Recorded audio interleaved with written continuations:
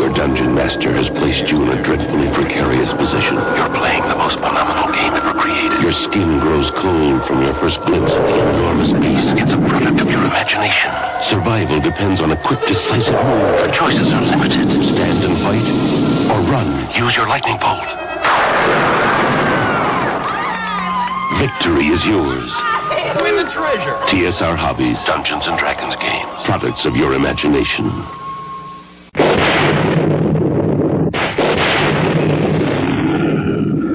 What kind of a sick school is this? Uh-oh, doggo!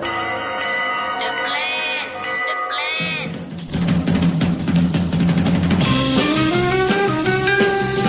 plan. Strange things are afoot at the Circle K. You're going to need a bigger boat. Surely you can't be serious. I am serious, and don't call me Shirley. You got spunk. I hate spunk. Danger, Will Robinson. Danger. Oh, righty then. How you doing? Back off, man. I'm a scientist. Don't make me angry. You wouldn't like me when I'm angry. Say hello to my little friend! I love the smell of napalm in the morning. What are you people? On dope? Stop whining. I got a crap on deck that can choke a donkey. Who is your daddy? I'm sorry, but all questions must be submitted in writing. I'm sorry, Dave. I'm afraid I can't do that. Can I do that? I'll be back. A dynamite! Show me the money! Don't! Up your nose with your rubber hose. A what? I'm sailing! I'm sailing! Groovy. You want the moon? Just say the word and I'll throw a lasso around and pull it down. Love means never having to say you're sorry. Here's looking at you, kid. We got no food. We got no jobs. Our pets' heads are falling off. Come to the coast. We get together. Have a few laughs. Hear that, Elizabeth? I'm coming to join you, honey. I'm not a doctor, but I play one on TV. I love it when a plan comes together. What we do is if we need that extra push over the cliff, you know what we do? Put it up to 11. 11, exactly. One louder. Why don't you just make 10 louder and make 10 be the top number and make that a little louder? These go to 11. We're on a mission from God.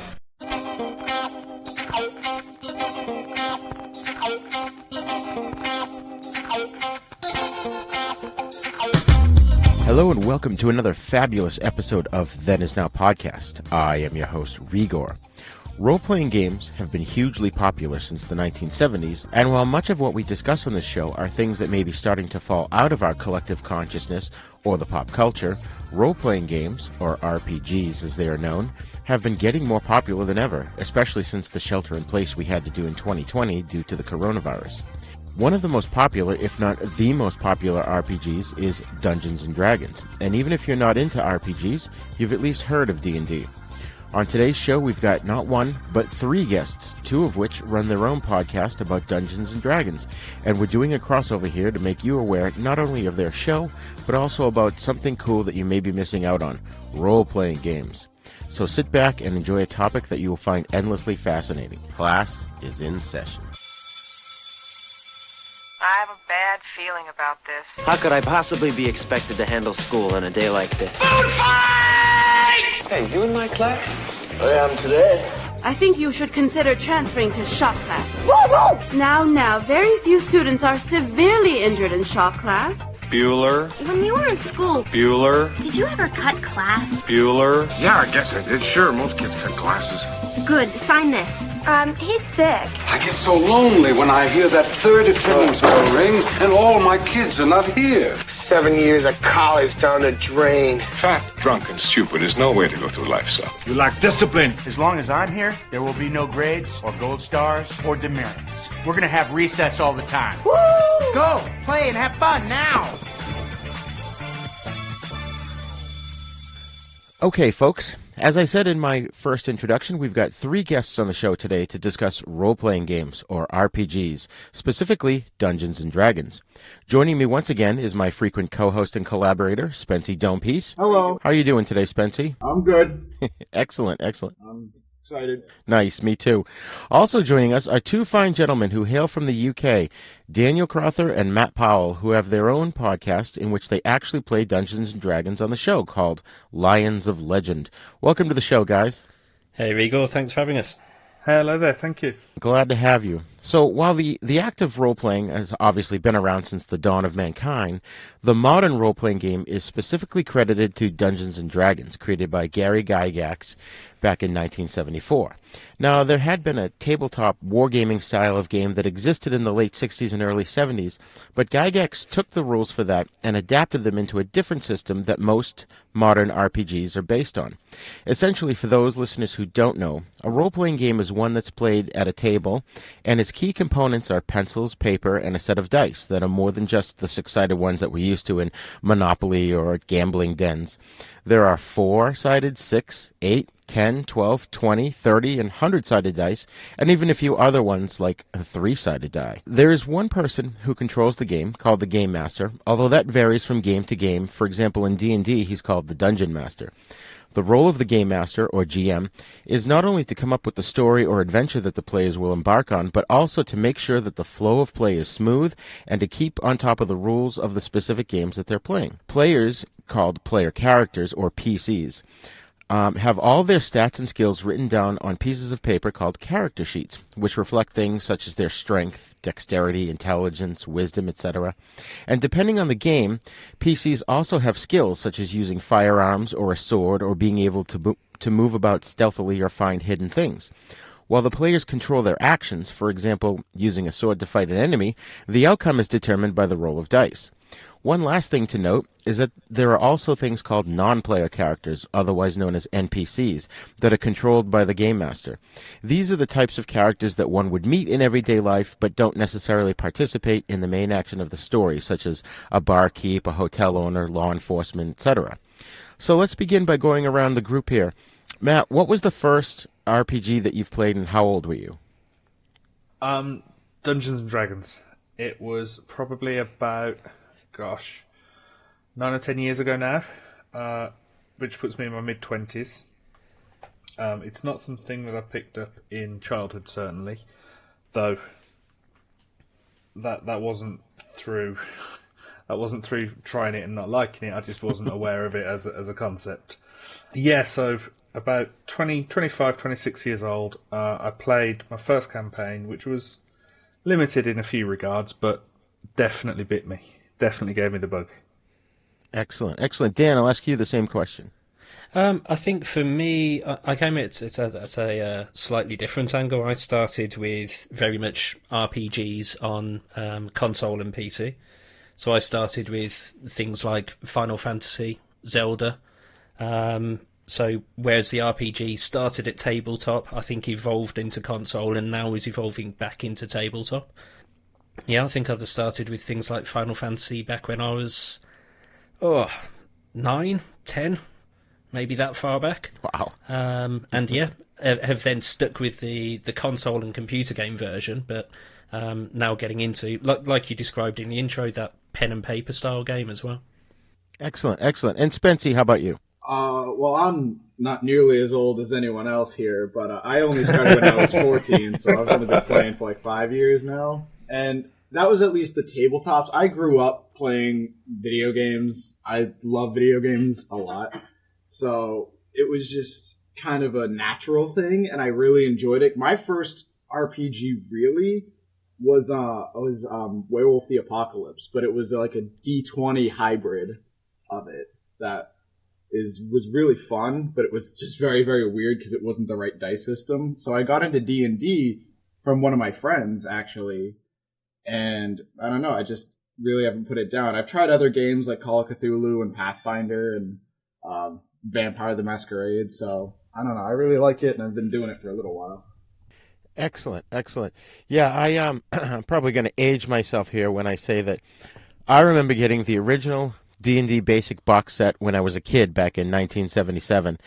And later on, I got the advanced D&D box set, which didn't come too much after. I think it was the next year or two.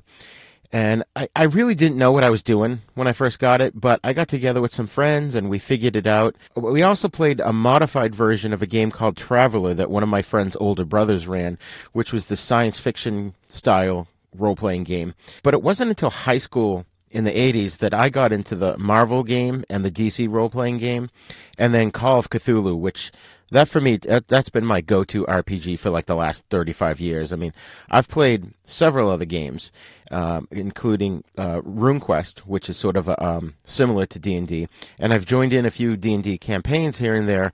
Most recently, the one I've been playing in is the campaign that Spency's been running as a DM, and there's a lot to the role-playing game history here. So, before we really dive into the role-playing games itself, first of all, Matt and Dan, where are you guys located? We're in the UK, a city called Birmingham, so it's the second largest city in the UK. And can you describe to our listeners exactly what your show is about? Maybe give us a little history as how you arrived at doing a show? Yeah, sure. So there's four of us who play together. So there's myself, Powell, who's on the show at the moment, and two of our friends, Mark and Westy. And we started very much the way that you've mentioned there, Spencer. We started, and it was all video games. We played pretty much every multiplayer video game you can imagine. And I think one of the great things about it is all of us were originally in that city. I've then moved around to live in London, live in Scotland for a while. But we had this ongoing tradition that every Wednesday we'd hop online and play games. And it became quite obvious that, whilst, video games are brilliant, we like the competitive multiplayer, the parts that were always really fun is what's known as PvE, so player versus events, where there's you as a team cooperatively playing the game. So we always had in the back of our head that we wanted to play a D&D session. We wanted to run a campaign. But it's one of those that there's quite a lot of setup that goes into it. So with you turn your Xbox on, fire up a game, and away you go. This takes quite a bit more work. But eventually we got to the point, I think it's, Powell, correct me, towards the beginning of last year, I think. I think it was a little before that. Oh, blimey. Yeah, I'll be honest, I've pretty much lost track of all concepts of time during COVID. It's still March 2020, right? Yep, that's about right. But yeah, we finally decided, you know what, we've been talking about it for years, let's do it. So I put myself forward as DM, and we have a story where the three heroes, if you can't tell, that's very much in italics, in quotes, which are my three friends there, get thrown into the world with very much a nice, simple, go to this place, look after this event, and we'll kind of spin it out from there. So the history behind it is we've always wanted to play, we've always been mates, and I think we've kept quite a close relationship because of those games. And this is us finally taking that jump into D&D. And so far, hopefully I can speak for all of us, but so far it's just been fantastic to play out and more unique than any of the computer game session we've had to date, I think. Definitely. I think that's fair. And D&D it's a fantasy game. It's very similar to J.R.R. Tolkien's work.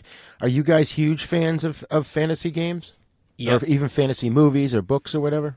Yep. If you listen to the podcast, you'll very quickly see that whilst you try to stay original, it's very difficult not to have, I'm a big Tolkien fan. I'm a big Brent Weeks, Terry Pratchett, and you'll see all of these different works amalgamating into some plethora of different ideas and features that eventually emerge into a story and a world. So yeah, absolutely fantasy fans, and I think you can see that in our podcast with the different fantasy works that then inspire it. Again, the thing. Sorry to jump in there. The thing with D&D.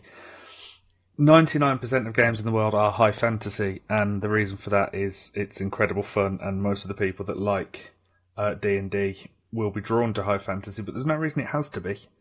You could have it set in a bustling metropolis in the future, you could have it set on a space station, that you really do have complete liberty to do whatever you like with it.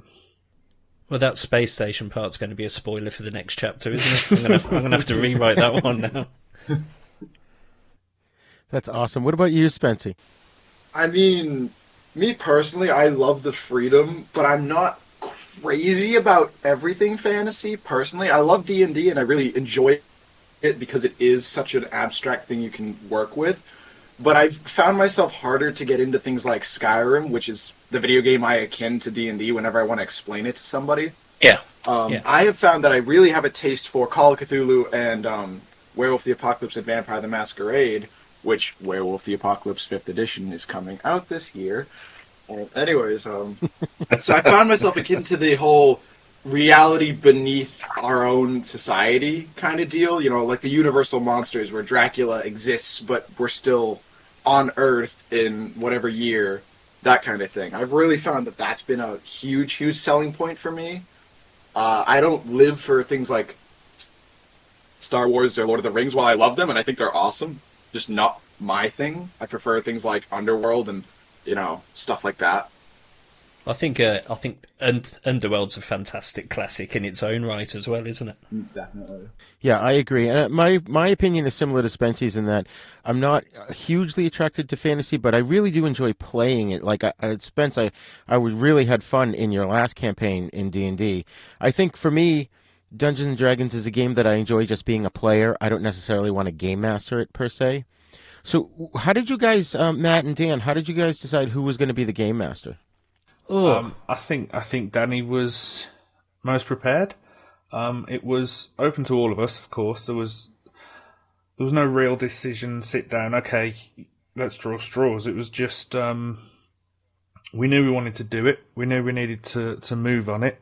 And Danny said, I've got a world ready. And that was basically it. I think I'm also the one who tends to get carried away the easiest.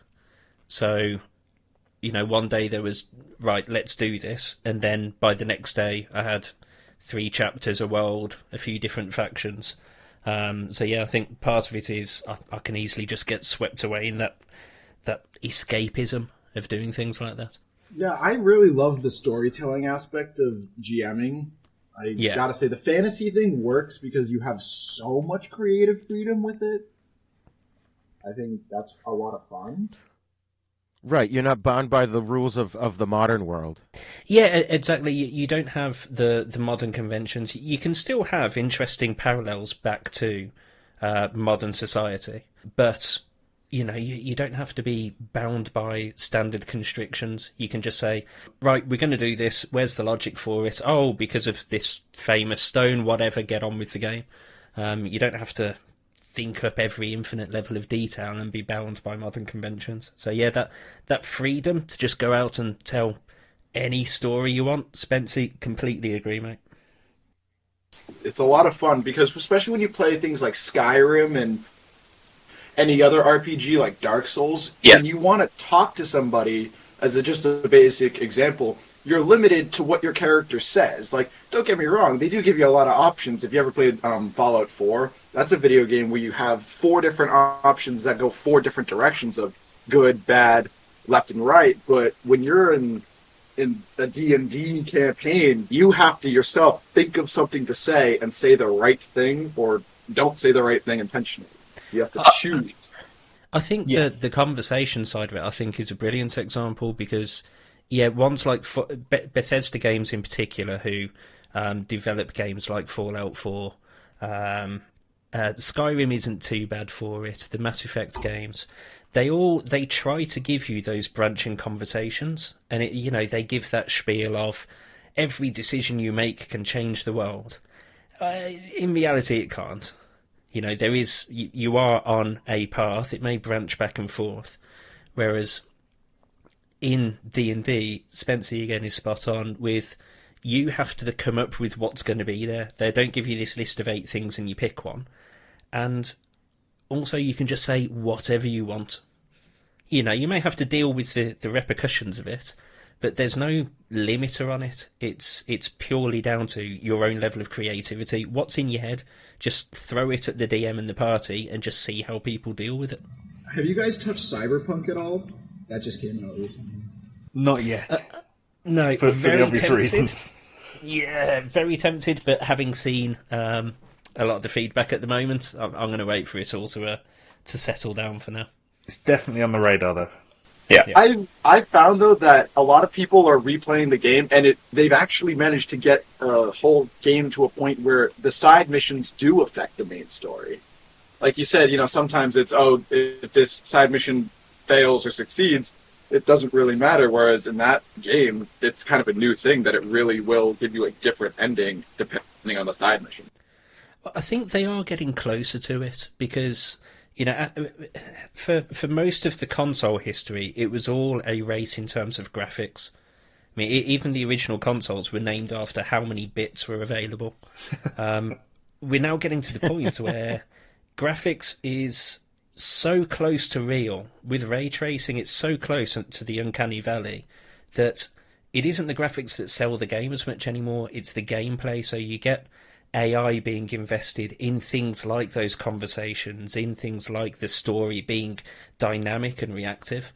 Yes. And I think it gives you a much more engageable story that way. Suddenly now you have teams of writers rather than get the blue hedgehog to collect the rings and free the animals. Yeah. That's funny. Yeah, my video gaming experience is not as extensive as you guys. I think the newest player that I have is the PS2. And I really just like playing GTA and running around and driving over people and killing them. As well you should. That will never get old. No. One thing I wanted to mention, too, is that I love about RPGs is the immense use of imagination. I mean, you get so immersed in them, it's like you're really there sometimes, and there have been many times where I've shared my gaming exploits as if it's something that I experienced in real life. And it often reminds me, when I'm telling people this, it reminds me of that Red Dwarf episode where Rimmer was regaling Lister with his exploits in the game Risk. Yes. I rolled an 8, and then a 5, and then I got him, So, I know, Spency, you do this often, especially for video games, but Matt and Dan, do you guys ever find yourself doing that?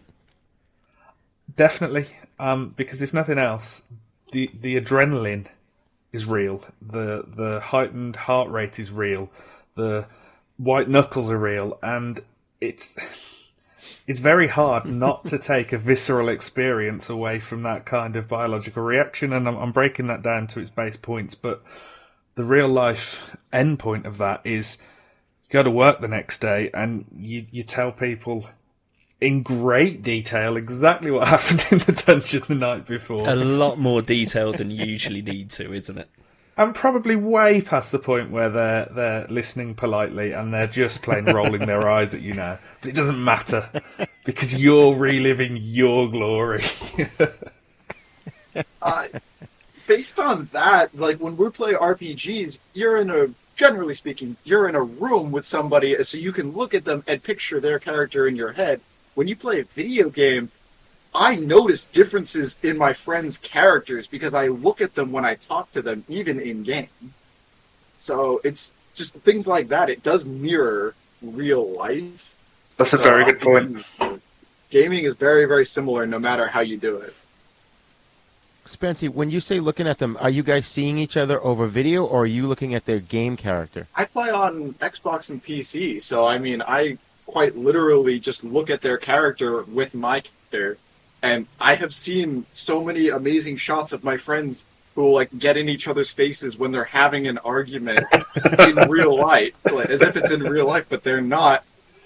They're not actually seeing each other. It's just their characters are now getting really close together, and I'm just from the side watching, but we're all just in the same party. It is an interesting point, though, because if you're playing games and like that scenario, with the same way that we're having this conversation now, you're in each other's headsets, away you go. But even though you don't need to, when you're talking to someone in game, you will turn your character to face them while you're talking to them. You'll walk over there. Yeah, why? It doesn't serve any utility. You don't get any benefit from it. But you're so immersed in the situation, you can't help but turn towards them while you're talking to them just in your headset anyway. So, yeah, it's a cool point. I look at their icons when they talk. Yeah. I'm like, wait. Right. Now, I know that there are several massive multimedia role-playing games out there that are played online. There's one a friend of mine used to play a lot called Eve. Do you guys ever play those? And if so, is the gaming experience different from an RPG or similar? I am a a World of Warcraft recoverer. Powell's actually been in therapy. Are you okay to talk about this now? I know it's. I think I'm strong enough. I think I can do this. You can do it. This is a safe space. We're here for you. Yeah.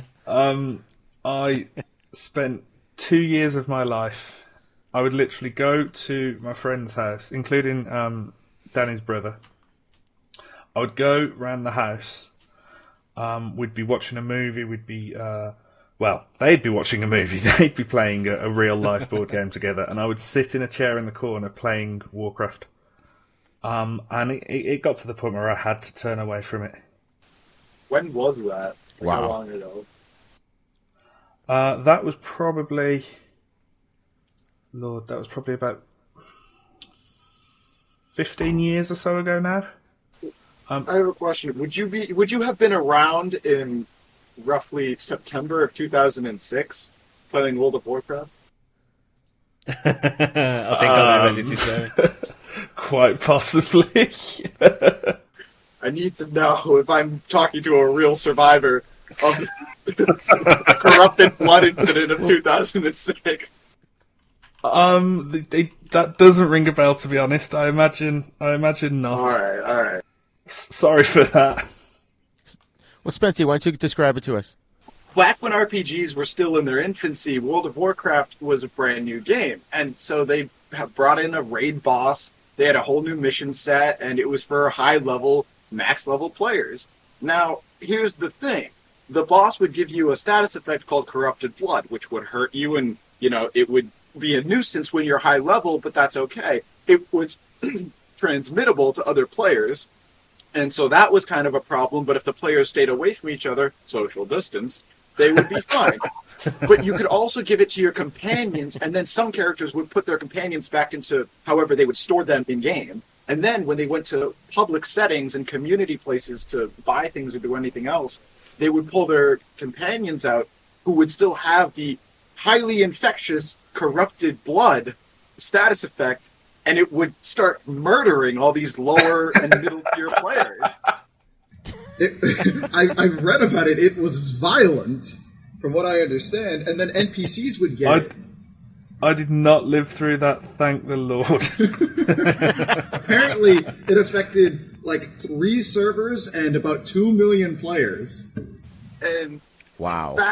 Back then, they didn't have, Let's Plays, so people couldn't just start recording instantly. There were people who flocked to cities, apparently, and just wanted to witness it. There were people who took the corrupted blood to the rural areas in every mission they could, just to give it to more people. There were the healers trying to heal them, but then they'd get it themselves. And apparently, you leave a skeleton behind when you die in World of Warcraft. There were skeletons littering the community sections because just so many lower tier players had died over and over and over. One imagines this wasn't even a development choice. They hadn't thought that it would be going along to the lower level players. Didn't expect it to leave the mission. They eventually patched it saying, if you leave the mission, so does corrupted blood, leave you and all your companions. But they didn't say it left your companions when you left the mission originally. So it got to a point where so many people were doing so many different things that very much mirrored how the pandemic went down, at least here in the United States.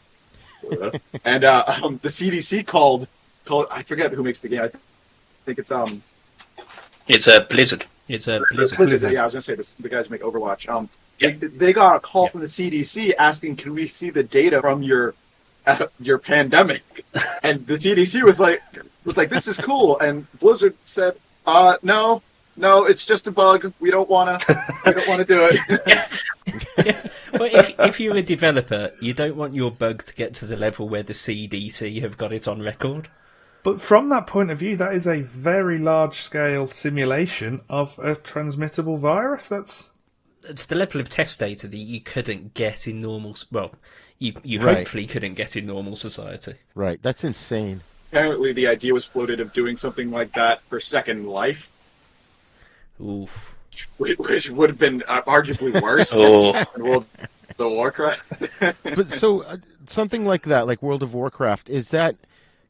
obviously, from your description, that you were so immersed in the game.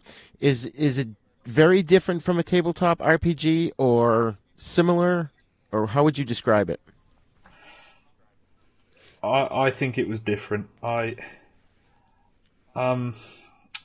tabletop element, by its very nature, requires people to play with, whereas World of Warcraft was very much set up for group and party activities, but it was entirely possible to go and spend hours and hours, days on end, completely alone. And as I say, it was more dangerous. It was the constant, the reward cycle. It was vicious, and I had to make a conscious decision to say, I need to see some of the people that I love in real life for a short amount of time. And in return, they resubscribed you to World of Warcraft, saying, "No, we we don't need you back." They bought me a lifetime package. Would you believe? That's crazy. Rise and shine, my sinners. When Father Evil starts his day, he gets a little deadly. Deadly Grounds coffee has the richest, smoothest flavor you'll find anywhere. It's sinfully delicious. Once you go deadly, you never go back. Order yours at getdeadly.com. Coffee's so good, it's scary.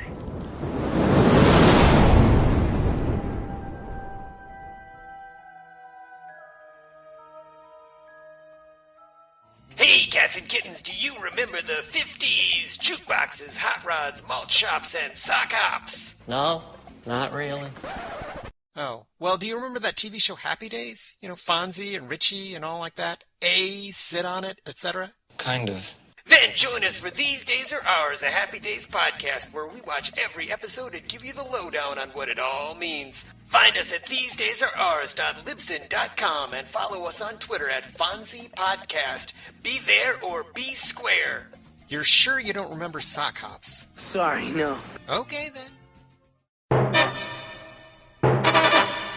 Back in the day, you know, at least in my experience, role-playing games were mainly a guy thing. And I've actually had bad experiences where a player would drag his girlfriend to a session only to have her be annoyed and irritated by the whole thing because she really didn't understand what the game was all about. I think that's changed today. Obviously, there are a lot more females playing role-playing games, but have you guys ever had any similar experiences? Yes, my wife. I've asked her to come and sit on a session of Lions and Legend. I've asked her to consider guesting. I think she is a little perturbed by the role-playing element. I think that's daunting to her. But I can't foresee a future where I'm actually going to get her behind the mic. Well, it's interesting because we had a very similar situation with my fiancée Lou, where the point you just made there, Igor, about getting her head round it. You know, yeah. She's played computer games herself. She's watched me play them. She understands all that side. But when I was trying to explain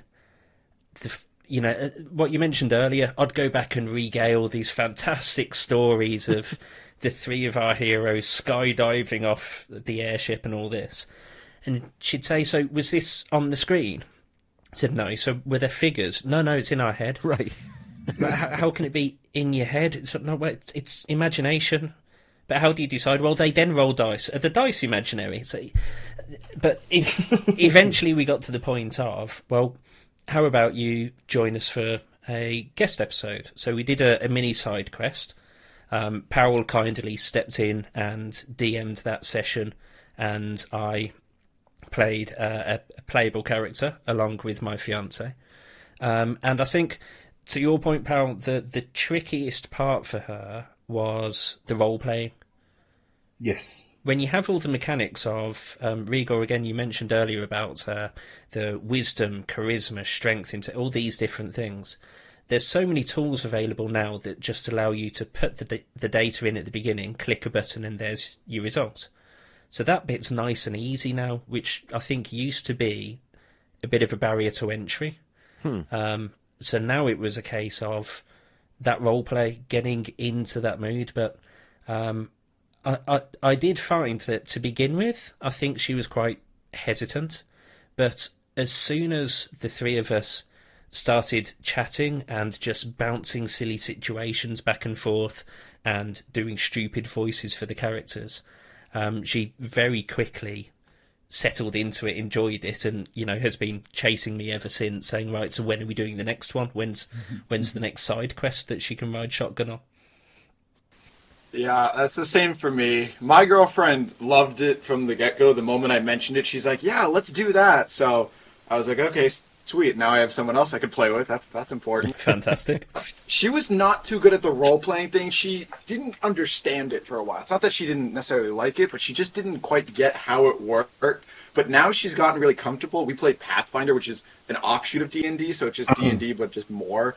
And she's been playing a character where we found out that this one female character just so happened to also like women, and so that was her opportunity to say, I'd like to seduce her. And I was like, wait, you want to do it? I have no charisma, so I wasn't going to try, but this girl was so comfortable role-playing, she was happily piped up for that. And even my DM is a coworker of mine. He came into work the next day. He's like, so she really tried? I'm like, yeah, she did. She's actually doing it. And he's like, okay, I guess we're gonna go with it. She already turned down one of my other players who is a male, and he is role playing it as he doesn't quite understand that she doesn't like him. So he's doing it to impress her, and it's not working. That's funny. Yeah, and your girlfriend Spency, when we were rolling up your Call of Cthulhu characters, which Call of Cthulhu, by the way, is a role-playing game based on the works of H.P. Lovecraft, she said to you, or to us, can I secretly be a serial killer?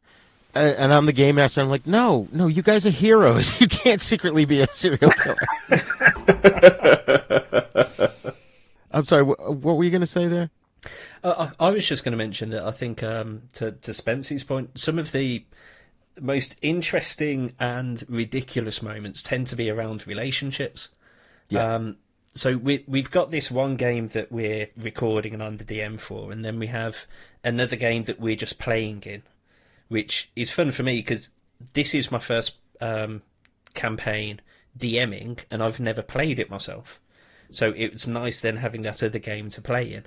And yeah, we had this fantastic moment where my character in that is a tiefling bard, so very charismatic, very very cocky. Yes, Spency's laughing. He already knows where this one's going. Oh no! And then our friend, who is someone I've known for a long time, and he's a few years younger than me, but we then had this fantastically awkward moment where I try to seduce him.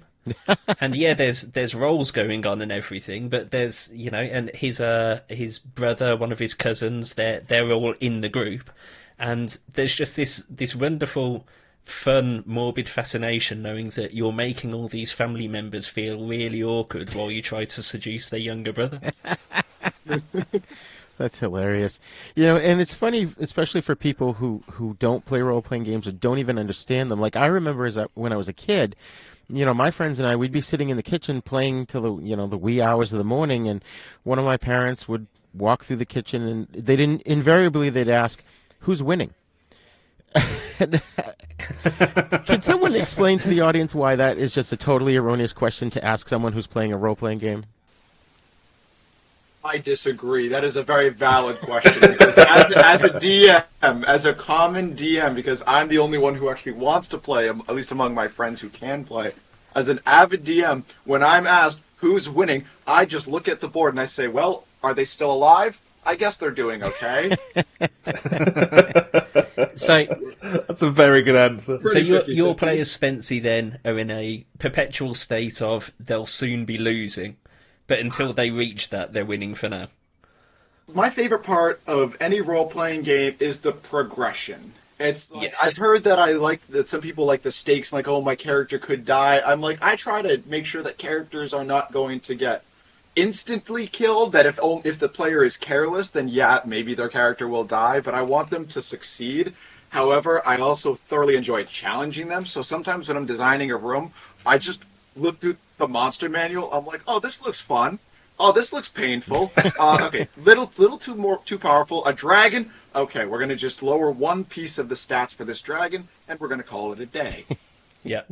and it's fun because I play with creative players too. I play with Rigor over here, and he has harassed so many of my bosses and circumvented so many of my traps and things like that that I've had to get creative and challenge them with some interesting fights. I like to think outside the box when I'm playing. I certainly try. Unfortunately, Danny sees that coming and sets up counter traps. Well, yeah, it's one of the things I learned very early. For our first session, I was nervous and I'd never DM'd before, so I had a story and I had about 8 different branches where I thought it could go. And nice and straightforward. Episode 1, they wake up, they're on an airship, they are simply tasked with go to this city, save the day, come back and be heroes. Wonderful, nice, easy cannon fodder for any RPG. We got less than half an hour in, and while Powell's character Dorvin was looking over the edge of the airship, one of the others just said, okay, I push her off the edge. So within that second, you can't write for it. The entire campaign's derailed, and we're suddenly in a fantasy Point Break style skydive where they're all trying to save each other. And that side of it's just fantastic. So, yeah, especially with these 3 lovable fools, I think is the polite term I can give. It's fantastic because you're always on your feet, and it's always, okay, right, you've always got to react and try and, when they think their way around a situation, come back at them a different way. You reward that ingenuity, but you want to try and outthink them and outmaneuver them at times as well. Well, that's one thing I found being a game master. I try to plan for every possible outcome, every possible thing the characters would do, and you can never do that because they're always going to do something that you didn't see. No. Yeah. I think those are also the most fun moments. Yeah. If it was just on, if it was like a first-person shooter where the game is just you're on the train tracks, you enjoy the ride, and you know where you're going to end up, then fine, fair enough, it could be fun. But the best parts with these are when you're playing a game and then suddenly you're going off in a completely different direction. You weren't planning for it, and then it's a case of, oh, okay, I guess we're doing this. Like, Powell has a tendency with, they're in this village at the moment where they're fighting off demons, and very straightforward, and he has this wonderful tendency to jump down in front of people of authority and shout in demonic voices at them. So again, something, I had no plans for him doing that, so then it's a case of, okay, well, I guess we'll think our way through this situation then.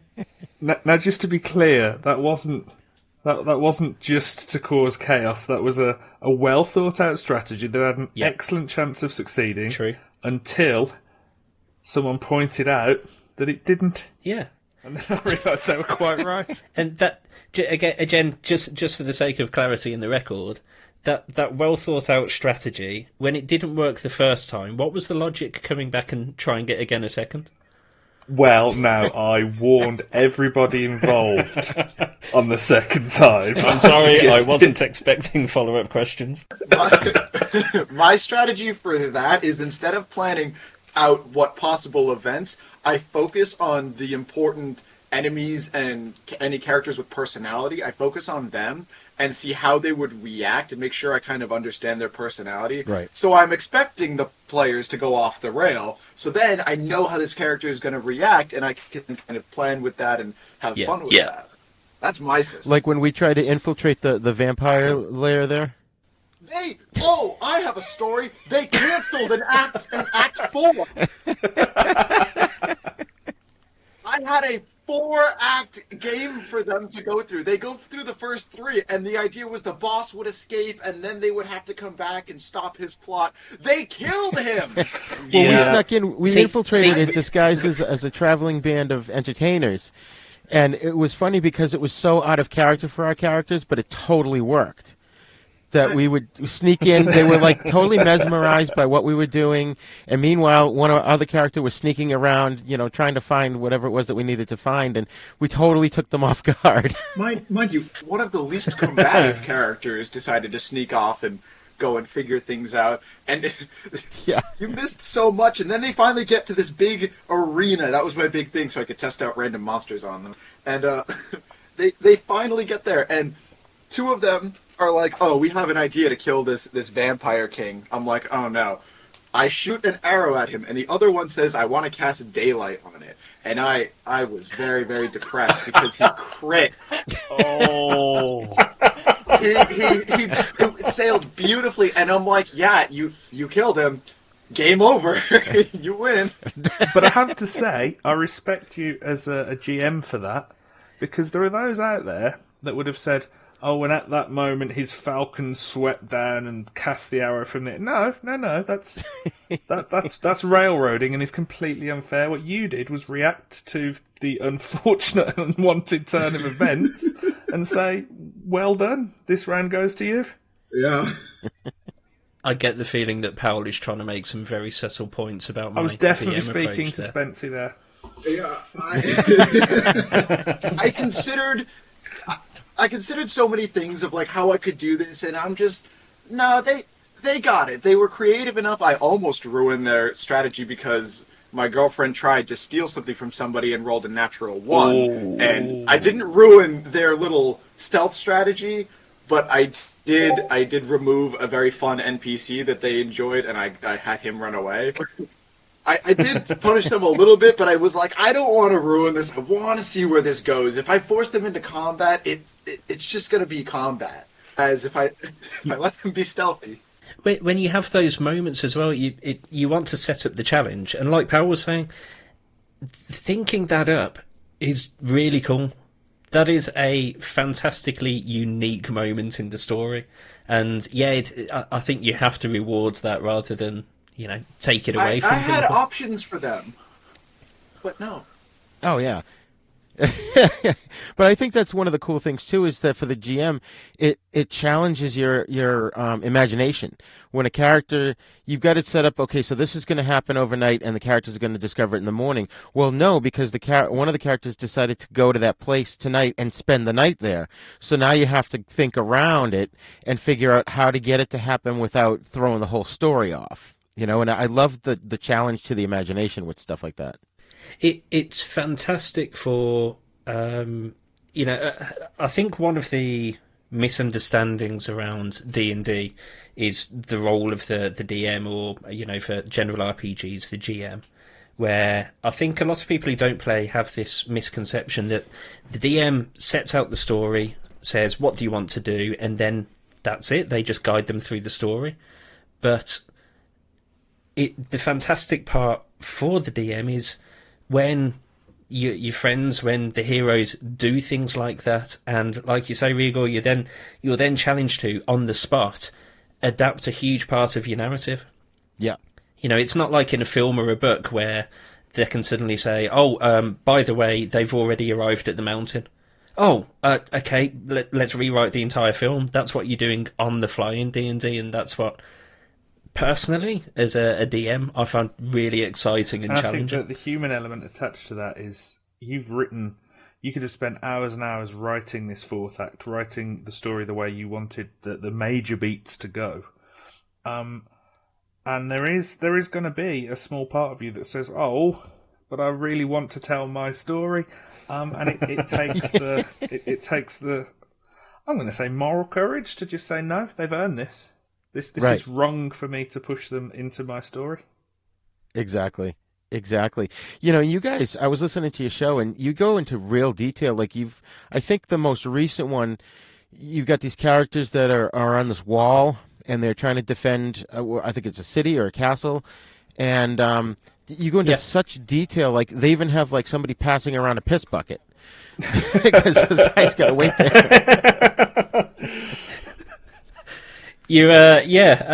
That's one that the guys they did take the mickey out of me for it. But I think that it's those little details around the outside that layer on that escapism and reality. One of the things I enjoy is, like you say, that scene you're talking about is they're on the wall, they're defending it against these demons that are attacking. things go sideways and I mess with them a bit. And if that was the story, you know, fair enough, nice and straightforward. But I think putting those little bits of detail, for me, it's on the story side. For the guys, it's in the little ways they react. They could just say their lines, but they don't. They all tend to just give it a little bit of character, a little bit of explanation that wraps around it, and I think that adds that bit. And as a mechanic, looking at just the pure gameplay element, you know, it's unlikely, but I might want to fling that bucket at someone, so I need to know it's there. So the downside is none of you searched it, because if you searched it, that's where the Power Stone was. Someone did fix it though. Well, I think it was actually Powell who cast mending on the bucket because, you know, I'll be honest, I've got no idea why, but I guess if I put something there, inevitably they will screw with it. The plan is to always upset Danny. That's why we do this. I didn't mean to do this one thing, but I cast light on a sending stone, which means the other sending stone had light cast on it. That's the whole magic behind them. And I walk into this room of barrels, and I'm like, oh, okay, cool. I open one up. The DM's like, you open one up. I'm like, yeah. He's like, well, okay, so the one of them next to you has light coming out of it. I'm like, oh, it has light. Oh, I'll open that up. He goes, okay. And I'm like, I'm sure. I make a roll. Turns out it was a mimic.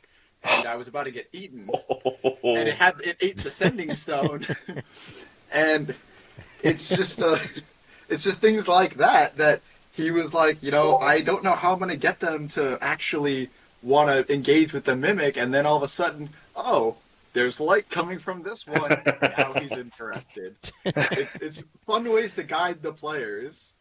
Yeah, for sure. That's hilarious. Enjoyable. I like small stuff too. Like you said, mending on a bucket. I once stuck a dart in a lock and jimmied the lock open without having to find the key, and that was a whole part of the adventure. Like That's great. Matt and Dan, I had a question for you. I think it was in the same episode. The characters went to sleep, and you, as the game master, asked them what they dreamed. Now, I thought that was an interesting way of doing it, because the way I would approach it, and I have approached it in the past with character dreams, is I figure that's sort of in the realm of the game master, because you can't control your dreams. So, like especially in something like Call of Cthulhu, where if characters have dreams, they're sort of integral to the game itself. How did you come up to the choice to have the characters tell you what they dreamed that night? But like you say, it's an interesting one, because with something like Call of Cthulhu, because it's Lovecraftian, that sense of the GM controlling the dreams and almost invading the players' minds with them, I think is a fantastic mechanic for that kind of game. For this one of the things I really enjoy is building the world with my friends. So we've done a backstory for a couple of them, and rather than me saying, here it is, what do you want to do, we build it together. Now, one of the things I wanted to do with that dream sequence is, to that point, they'd mostly been travelling from A to B. When they got to B, they hit something in the face until it died. Then they went from B to C, tried to charm an ogre, all of this weird stuff. But I wanted to give them an opportunity to, one, give us a feel for what's going on in their heads, what's their character thinking, what they're feeling, and two, try to merge the world a bit. So rather than it just being me saying, here's where you are, here's what we're going to do, it's one where I can say to them, right, tell me what's in your head, and then, unbeknownst to them, I've used that to build some of the future campaign that they'll come up against. That's excellent. It's one that I think it's an interesting one with RPGs again, and it's where I think D&D sets itself aside from your standard console RPG, in that with a console you can often go anywhere you like, do what you want, but inevitably you've always got that same story driving it. But with this, we can build the entire world. If we don't like the way something's happening, fantastic, click your fingers, the next episode it's changed. So I wanted something where they could build the world with me, so it's not just them playing in my adventure, it's our adventure as a group. That's awesome. I have another question, too, and this is to all of you guys who are Game Masters. I made a faux pas once, long time ago, with a player, where we were doing Cthulhu, and I was running the game, and it was a solo side mission. And this guy had been captured by these people that were sort of like, they were demonic, but they were like Texas Chainsaw kind of demonic. And he was trapped in this underground dungeon kind of thing, and they were kind of torturing him every once in a while, and he managed to actually escape. However, he stepped out the door, and I forget exactly what role I made him make. I think it was just to be stealthy or something. And he stepped in a puddle of blood, and he fumbled his roll. So he slipped and fell, and not only did he take damage, but he alerted the bad guys to where he was, and I just burst out laughing. And I felt so bad afterwards, because you're not supposed to laugh at your players when they fail their role. I personally, I wouldn't consider that a faux pas. I mean, you've absolutely not. No, you've listened to some of our stuff, and we take great pleasure in taking the mickey out of one another. That's true. Yeah, we have something. Our term for it is punch cuddles. The idea being that, you've got the cuddle of, hey, we're best mates, love you, etc. But because we're all grown men, you're not allowed to show emotion, so there has to be a punch that goes with it.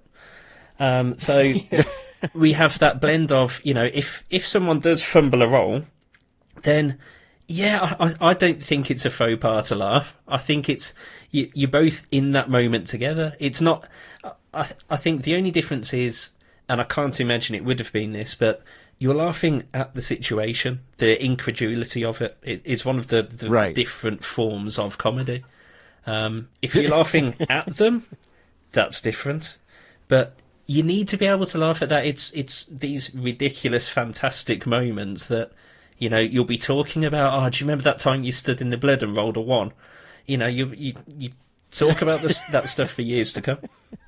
And the reason I play D&D, the reason it has such an attraction for me, is I don't know of any other format that allows for collaborative storytelling between a group of friends where chance plays such an enormous part.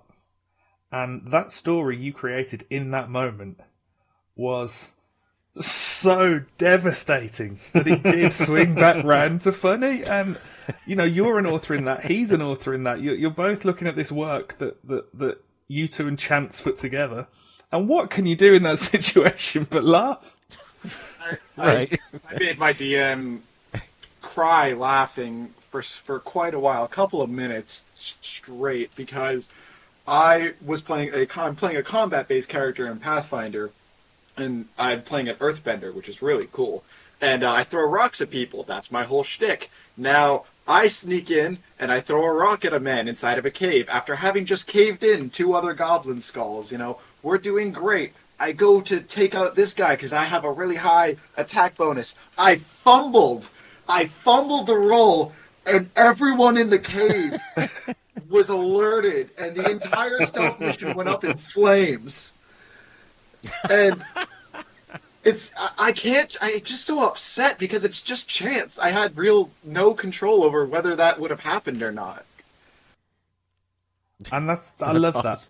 I love that element. I think, one, to just point out quickly for the people listening, if you haven't played an RPG, or in particular D&D, listen to the tone of voice in Spency in that one, and previously when you were talking about when you were DMing and they just took your campaign off the rails, the part 4, I can't think of any other medium where you get that tone of voice, which is just the sheer incredulity of it, and you would not believe it. This then happened. You don't get that watching a film. You might watch Game of Thrones and go, oh, could you believe that moment? But you don't have that exasperated, hilarious incredulity, that wonderful... To Powell's point, it takes all those different things, the story, the different people coordinating, conversing, and then Lady Luck putting that perfect moment in your hands, and then it's suddenly, wow, we've got something that is genuinely unique and nobody's done, and that moment's ours. Yeah, that's definitely a big thing. Yeah. I've often thought it would be a great idea to get a group of people together to write a movie script, but the way you do it is you role play it out. And whatever the dice outcomes are, that's what happens. I think the problem is that they did that, and it was The Matrix 2. And after how bad that was, they're not returning to that idea, I'm afraid. It's not always gold. So Matt, I have a question for you. We've been throwing some game mechanics out there. I mentioned fumble. Fumbles are associated with something called criticals. Can you explain to our audience what a fumble and a critical is and why it's important to role-playing games? Because I think pretty much across the board you have those concepts. Yeah, no problem. So, as we said, a situation unfolds, you choose your character's reaction to it, and the next thing you do is roll. Based on your character's abilities, strengths, and attributes, you'll add a positive or negative number to that roll. And that's the mechanic. Now, the two main exceptions to that are what we call a critical or a natural one, which is where you roll either a 20, the highest value on the 20-sided die, or a 1, the lowest, of course.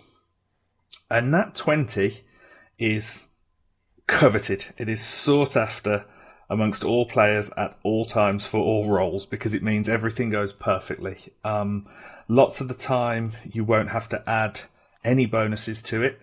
If it's for a combat attack, you'll double the damage that you do. It's what you want to hit every time.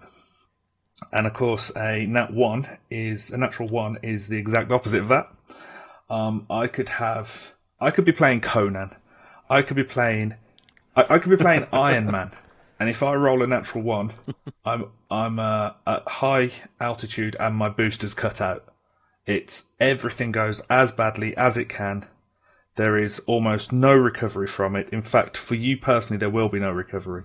You'll need somebody to pick up your sword and give it back to you. You'll need somebody to get you off the ground. If you've lit a stick of dynamite, you want to throw it into a cave, you roll a nat one. As you pull it back, you hit yourself in the head with it, take damage, fall prone on the floor, and it's under you. You're in a great deal of trouble. And that's the way 1 and 20 work. Those are the two criticals. Right. And in Call of Cthulhu, it's a percentile-based game, so you roll two 10-sided dice, and you get anywhere between 1 and 100. And a 1, but in Cthulhu, you're rolling under your skill score. So if you say got a 50 in something, you need to roll 50 or under. So if you roll a 1, that's a critical. If you roll 100, that's a fumble. And it's the same mechanic, just different types of dice rolling, I should say. That's fun. Yeah, I mean they're all obviously dice based, and you always want the extremes. For the player, for the story, probably not so good. I think that they have the base level mechanical implications, like you've mentioned, Powell, around if you roll a 20 while you're swinging a sword, fantastic, you're going to do twice as much damage. But from a role-playing point of view, from a DM's point of view, a 1 or a 20 are just pure gold because it's immediately free reign to just go over the top with your storytelling. The one we mentioned about the skydive, Dorvin, Powell's character, was pushed off the edge of this airship, had the chance to roll to grab onto the side, and for the first roll of the game, rolled a fumble, a nat 1. Natural 1. Yeah, which then meant it then meant fantastic, we can have fun there. And I was able to say, okay, not only do you fall off the ship, but you drop the orb, the one thing that was going to make you land safely. So essentially my parachute. Yeah, best of luck. Now you get to figure that out. So I think they're fantastic for just really nice and straightforward story mechanics as well. That 1 or a 20 immediately just gets you hey, have fun with this moment. I agree. That's what I was going to say. It's the perfect time to both reward a player and punish. Yeah. Because I've had so many times where Rigor, you specifically, you have been very problematic in my campaigns, and when you fumble, I love it. But when you crit, I also acknowledge that it's an instant success, and good job, well done. And the head goes flying. Yeah. Well, that exact moment, we had one where that night on the wall, that was the end of their first day. That was their promotion from level 1 to level 2, so their entry-level rite of passage. So they'd fought these small waves of small creatures, and then the wall crumbles, and this obviously a boss comes slithering through the crowd. And here's the big showdown. Here's going to be their big moment to go toe-to-toe. They stepped forward, and they took one attack each and just killed it. Dorvin's character made this magical attack, rolled a nat 20, and it's one of those... At the same time, you're sat there thinking, oh, okay, well, there's the big boss I've been building up to, and it's gone in a second. But it's a fantastic moment, so we ran with it, and as a result, Powell's character, Dorvin, now has these magical symbols of power tattooed into her hand from how powerful the attack was. I think it's just it's free license to just say, right, here you go, it's a 1 or a 20, enjoy yourself, do what you want, be as creative as you can. I have a question for specifically you two, because you DM D&D more often than not. How often do your NPCs fumble or crit? Because it does go both ways. For anyone who's curious, yes, the NPCs can fumble. They have to roll the dice too. So I'm curious what stories you have of the NPCs failing and succeeding.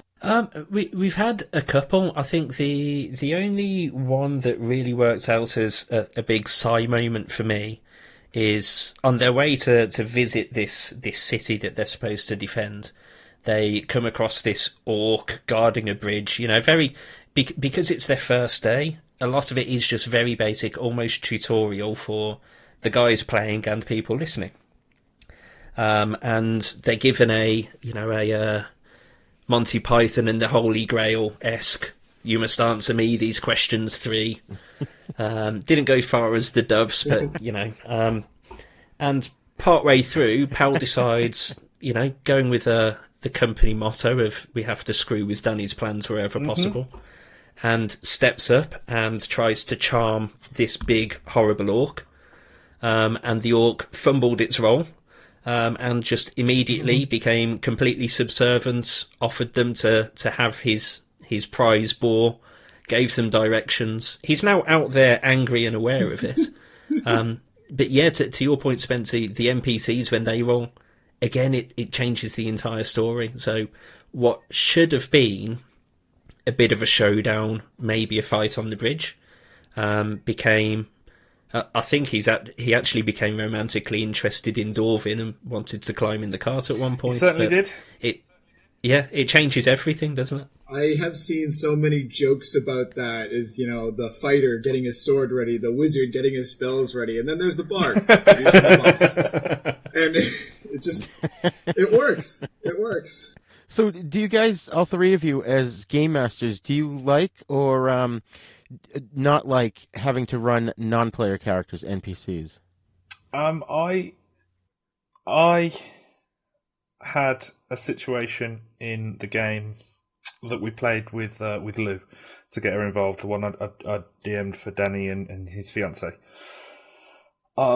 where a character was supposed to be killed off early. That was the way I'd written it. They were there as the quest giver that would then be immediately killed, and the quest would begin with the 2 players solo.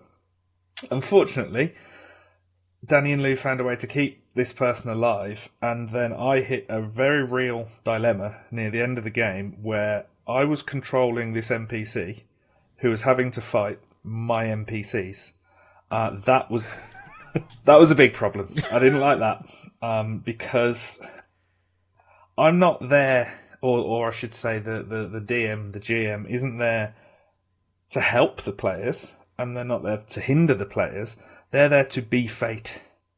And I found when you're playing both sides very literally, rolling the dice and trying to do damage for both sides, it muddies the waters a little. What about you, Dan? For me, I think it's a mix. The NPCs for me aren't too bad when it's you tend to have like any film or book, you have the main cast and then, which in this case are our heroes, and then very much the supporting cast. The main problem I have, which any of our group will be happy enough to recommend and point out, is the fact that somehow all of the voices I do end up sounding like Michael Caine in The Italian Job. Or Yoda. Or Yoda. Yeah, it's either Yoda or Michael Caine, no matter what. So for the most part, I enjoy them, but for me, they're very much enablers. The story isn't about them. They are interesting interesting plot points, plot devices, the occasional Deus Ex Machina, but for the most part, for me, I enjoy using them to enable the players to do something. So, again, for an example, we have on their way to this first city, our three heroes stumble across a dead body. They take it with them to return it to its family. And on the way, one of our players ransacks this person, steals the valuable stuff. And it was never part of the story, but then you can use an NPC to say, hey, where's that valuable possession? And it's not really about the NPC at all. It's about enabling that player to have a moment of, how would you deal with this? What would your character do? And react and grow it from there. Right. Spency, what about you? NPCs are a point of contention for me because I don't love playing NPCs, and I tend not to include them in the party and just kind of let the party go free. However, some NPCs, what I do is I build them as characters I would want to play myself, and then I just give them a new name. So I have them in the adventure and kind of in some ways can test them out if I want to have a big crazy war, but I don't necessarily need to have them do anything that's different. I'm in a campaign right now where we have an NPC with us, and she's a healer because none of us can do that. the DM was like, yeah, you guys are going to need her. We're like, yeah, sure. And sure enough, she's come in handy very, very many times. I think they're great, but I don't love the playing of them because it's, like you said, it's not about them. And the other thing is that some people think that every time you play D&D, you have to play necessarily a good character, this, that, and the other. You don't have to deal with good people more often than not. It's very, very interesting. I think one of the points you make there, Spency, again, which is a really good one, is the difference between NPCs in the world and NPCs in the party. I think when they're out in the world and the party can meet them and talk to them and interact, I think that's fantastic. I try to avoid them being in the party because I don't want to take that gameplay away from the three heroes. But like you have there, where they need a healer, then they're a useful mechanic in order to fulfill that. From our side, never intended it, but our group now have two jackals that they've taken hostage, and they used to pull them around on a cart, and suddenly these two are NPCs that are in the party. So I think interacting with is fun and enables the plot, but I think I'd agree with Spencer. I'm not a massive fan of them being in the party. It's another thing the GM has to keep track of, is that... Yeah, that's enough. They have to deal with all the enemies, all the monsters, they have to manage all the rules, and make sure this all works together and that the rules flow, and then they have this final NPC who I forgot was in the initiative turn order, and he's going to take his sword swing, and we're going to call it a day. And I think it erodes impartiality as well when they're in the party. That's interesting. Yeah, I don't necessarily see. I am the type that I don't mind as a game master having NPCs, but I think it's a little bit different. It would be different if I was playing D&D, but with Cthulhu and where we're at in that game, I've got this world that I've built up since the late 1980s. So there's just so much more going on in this world that it's impossible for some of the characters not to interact with NPCs and for some of the NPCs to end up in the party, especially in a game that's that's so dangerous for the players that if you go in with 1 or 2 players, chances are 50% of them are going to die.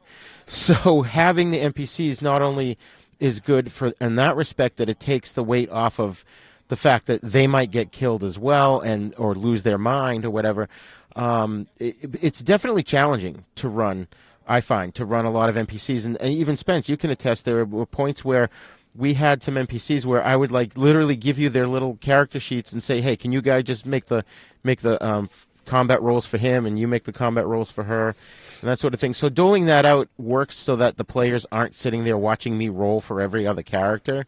But I personally like them. I personally feel like I can be impartial, and they're not really pushing the story forward. They're there as support, and then that's how I play them, whether they're good guys or bad guys. Yeah, I'd agree with that. You hold NPCs to such a high value, yet when I play a solo adventure with you, you just let them die, and you say, why didn't you just get out when you could when I'm trying to save as many as I can? Because I care about these people. But apparently you did not. Well, that was me role-playing the villain, so it's not my fault that the workers died. Does sound truly impartial. It was just very, very much like, he's like, yeah, NPCs are so important. I'm like, what do you mean? You let them die the moment that monsters showed up. They failed their roles. I can't help that. That's the thing about role-playing, too, is it's a lot like acting. I love that aspect of it. And, in some of the games that I used to play when I was younger and at various different games, you would get, as a player, you would get rewarded for staying in character as you yourself, staying in your, like, let's say I had a character who had an Australian accent. Every time I talked in that character's voice, I had to put on the Australian accent. And then at the end of the game, I would get so many luck or gaming points or whatever you want to call it that I could apply to different things. Matt and Dan, do you guys do anything like that? Do you have any sort of system like that? The system's in the game. Whether or not Danny actually gives us the reward is I'll let listeners decide. Listeners, if you do listen very closely, you can hear the world's smallest violin playing for Powell right now.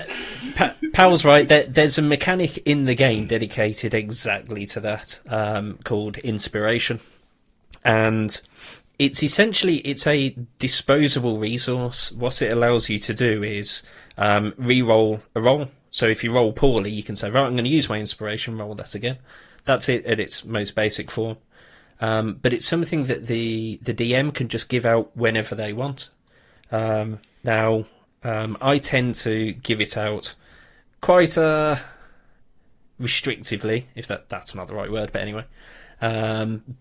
But what I tend to do is, if someone has role-played their character well, like you've said there, Igor, around the Australian accent, not so much around voices, but if, like for example, there was one point where Mark's character finds some gold in a sack and opts not to take it because he's not interested in wealth. He's a ranger, a man of the wild.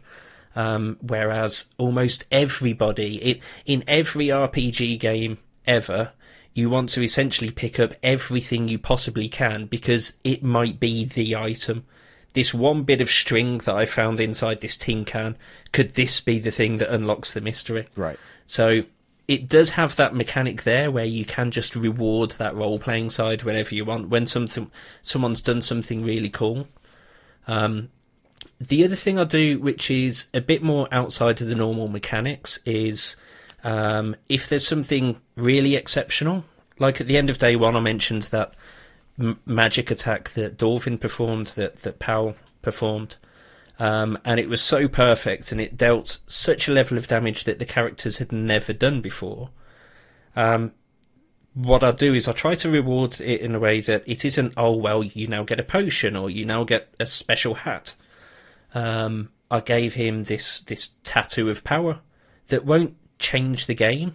It won't change it immensely, but he now has this cosmetic thing that he knows his character has and changes his character, and it ties back to that moment of role-playing. I think doing stuff like that is always quite fun.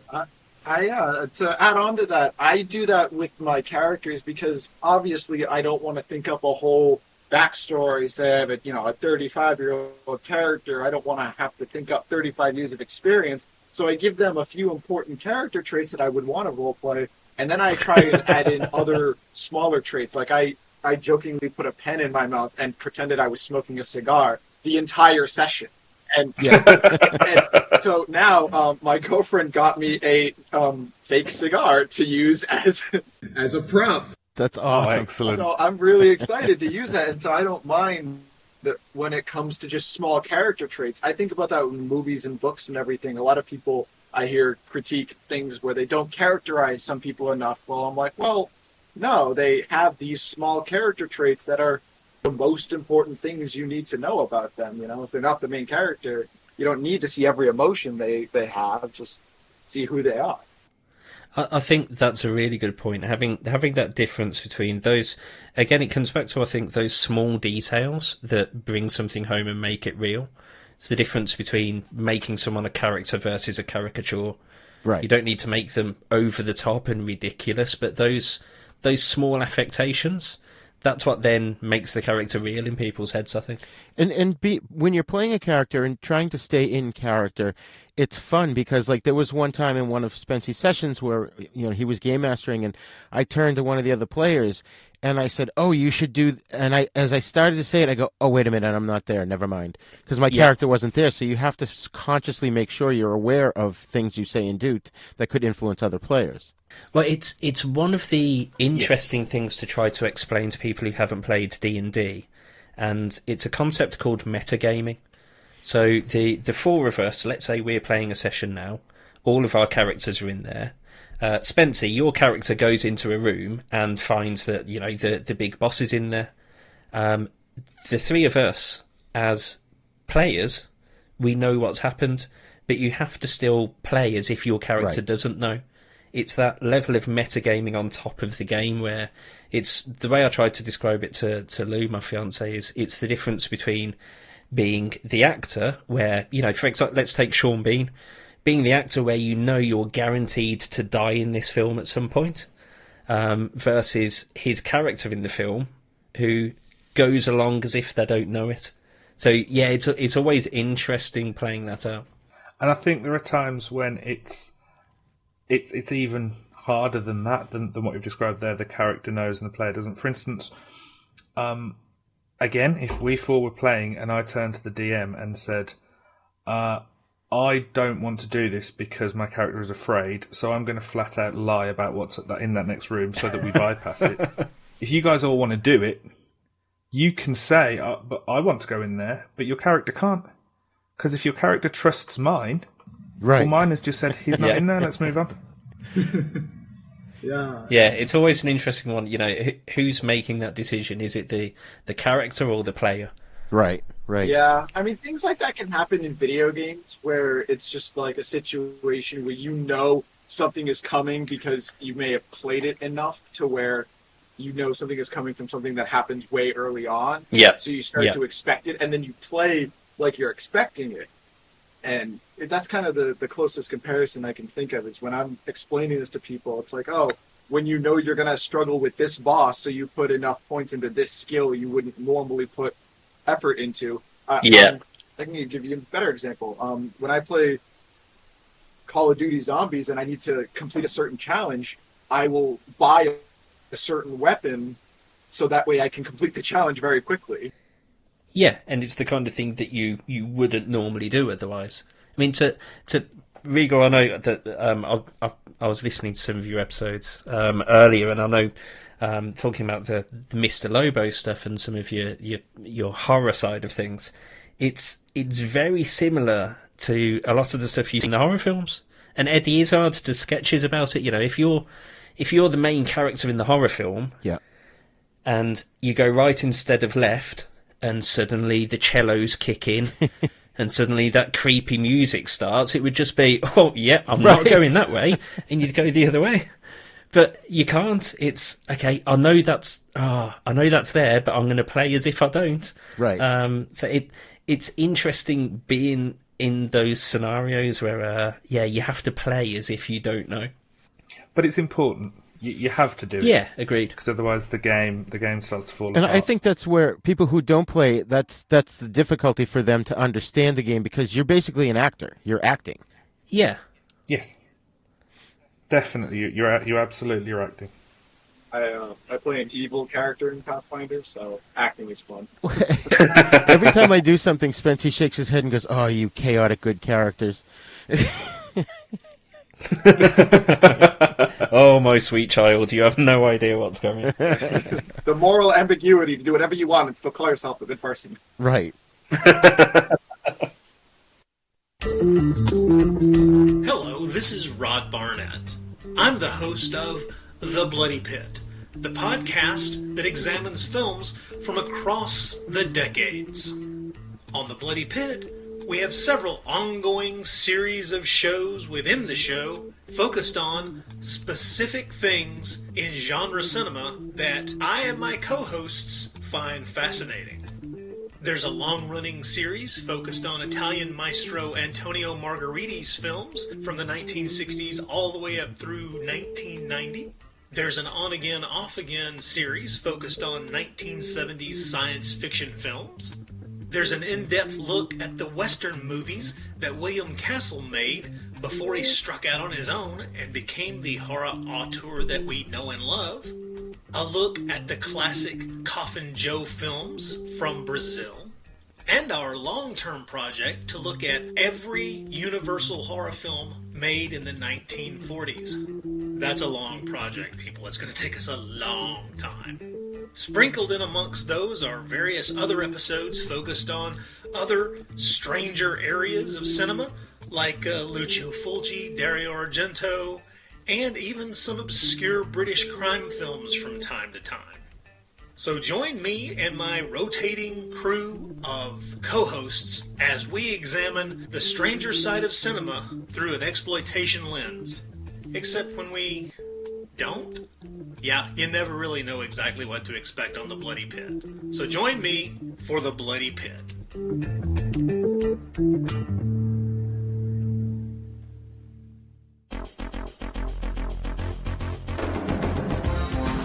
Hey folks, I just wanted to take a minute here to tell you about the hosting service that we use at Haven Podcasts. Podserve.fm. Podcast hosting has never been easier. They do all the work to get your podcast on Apple Podcasts and other major podcast networks. They help you navigate the podcasting world, whether you're brand new or have years of experience. Folks, I can't tell you how happy I am with their service. When I first started this podcast, I searched around intensely for the right hosting platform. I found Podserve and used their simple 4-step process, and in a short amount of time, my podcasts were on the internet and available through all the major podcast networks. And their customer support is unreal. Every time I goof things up and make a mistake, like posting the wrong show to the wrong feed, I email them, and I kid you not, within minutes I get a response and the problem is resolved. And they're the only podcasting host that actually helps you get listeners. Other podcast hosts stop at podcast upload and don't help promote your podcast. Well, Podserve makes sure your podcast is seen by thousands of people. The promotion is free, and they put you on podparadise.com, which has over 5,000 visits a day from avid podcast listeners and is growing every day. Each day, Pod Paradise selects 5 podcasts to spotlight on their front page.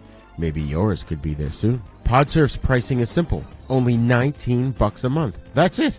No tiered pricing platform, just one low fee. For $19 a month, you get unlimited storage, unlimited podcasts, free podcast promotion, your podcast on all platforms, detailed download analytics, one-on-one customer support.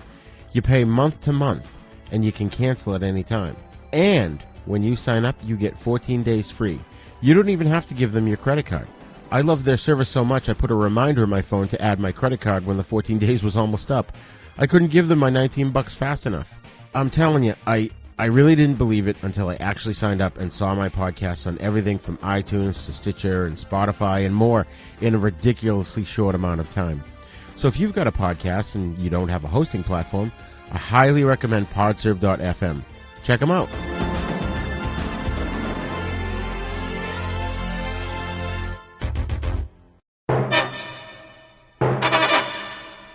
So now, role-playing games, much like video games, they often will come out with a newer version, and I believe D&D is on the 5th version. Is that right? Is that what you guys are all using right now?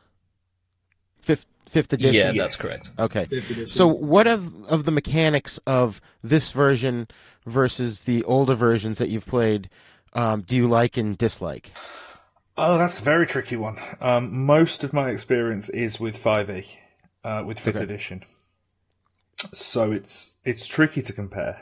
I can speak to a little bit because Pathfinder, a lot of people consider it D&D 3.5 because it took all the 3rd edition stuff that they loved mechanically, turned it into its own game, and apparently people don't like 4th edition for a few reasons. I don't know too well, but I've played Pathfinder. It's very different from D&D 5e because D&D 5e has things like advantage and disadvantage, which essentially are dumbed down as statistically you're more likely to roll higher, whereas in Pathfinder it is all pluses and minuses, to the point where a critical or a fumble is really just a plus 20 or a minus 20 when deciding if you succeeded. So that's an interesting one, Spency, because one of the things I like in 5e is that advantage and disadvantage. Because as the DM, you can use it to say, you know what, you've come up with a good idea, have advantage on this roll, they've earned it. So without that mechanic, is there anything you can do for that in Pathfinder? Well, I found that it's more of a numbers game, so they'll give you a +1, +2 scenario rather than just giving you hold on advantage, which I mean is good because you get a higher base number, so you're less likely to fail. But when you have more dice to roll, you're just more likely to succeed also. Yep, true. Different versions of the same thing, really, aren't they? Very interesting. And like it kind of almost negates the D20 system in some ways because you're still rolling a D20, yet sometimes the numbers can be pumped up really high. Apparently, my coworker has a friend who is a stealth character, has a +50 to stealth. Okay. So even if he fumbles, if it's anyone with less than a 30 perception skill, it's not going to work. So things like that. They also have confirming fumbles and confirming criticals. I don't know if you guys have ever heard of that. No, I haven't heard of those. No, how does that work? So when you roll a 1 as a fumble, and that's definitely an instant fail. But to see if it's one of those DM can take advantage of you scenarios, you have to confirm the fumble, which means you re-roll, but you have to also fail a second time. Right. Fail or fumble again? You have to fail the roll. You have to fail the roll a second time, but the first time has to be a fumble. Okay. Yes. It can be a second fumble because a 1 is an instant fail. But let's say you roll a 1 and then a 20, you still failed, but you didn't fail that bad. Gotcha. And vice versa with the critical. You may not get those extra dice on your damage when you critically attack, but you still got an instant success. Yeah. Okay, that's interesting. Yeah, I don't love it. I like to just take advantage of players. And does anybody actually use encumbrance in the world? No. Oh no! To bring it back to Spencer. You're talking about Skyrim as being one of the best things to compare to because it has those stats, etc. There's nothing more annoying in Skyrim, Dark Souls, anything like that than when that icon comes up saying that you're over encumbered. Oh, fantastic. Thank you for putting this mechanic in. I guess I'll stop playing the game and go run some chores instead, shall I? It's just, no, unbelievable. Yeah, I think it's something that you keep a track of if you say, okay, I'm going to carry 8 bags of stones. Okay, you can carry them, but you're going at half pace. If you say, oh, I've got my tent and my money and my sword and my... I don't care. Yeah. I don't want a full itinerary of what you're holding. Yeah. I think D&D is really awesome and superior to other D20 games on the basis that it's just simple and really easy to use because Pathfinder is very complex. It has multiple different kinds of armor classes, which is just how hard it is to hit you. They have like 5 of those. They have 5 different kinds of bonus you could get that all have different things. You added 6 or 7 things to your health. It's a bit of an exaggeration, but it's a lot of numbers and a lot less as forward as D&D can be. Like Yeah. my DM counts encumbrance. He counts our coins. Oh. Oh my god. He's a maniac. He's a Machiavellian nightmare. I am okay with it because Pathfinder's mechanics work for that, and D&D's can. Like I am one of those people where if you're trying to like lug a certain item or a bag of items that's particularly heavy and you're a weaker character, I'll say you're going to struggle, you're going to move slower, sure. Yeah. And things like armor, I will say, okay, you're not necessarily over encumbered, but you're just going to be slower.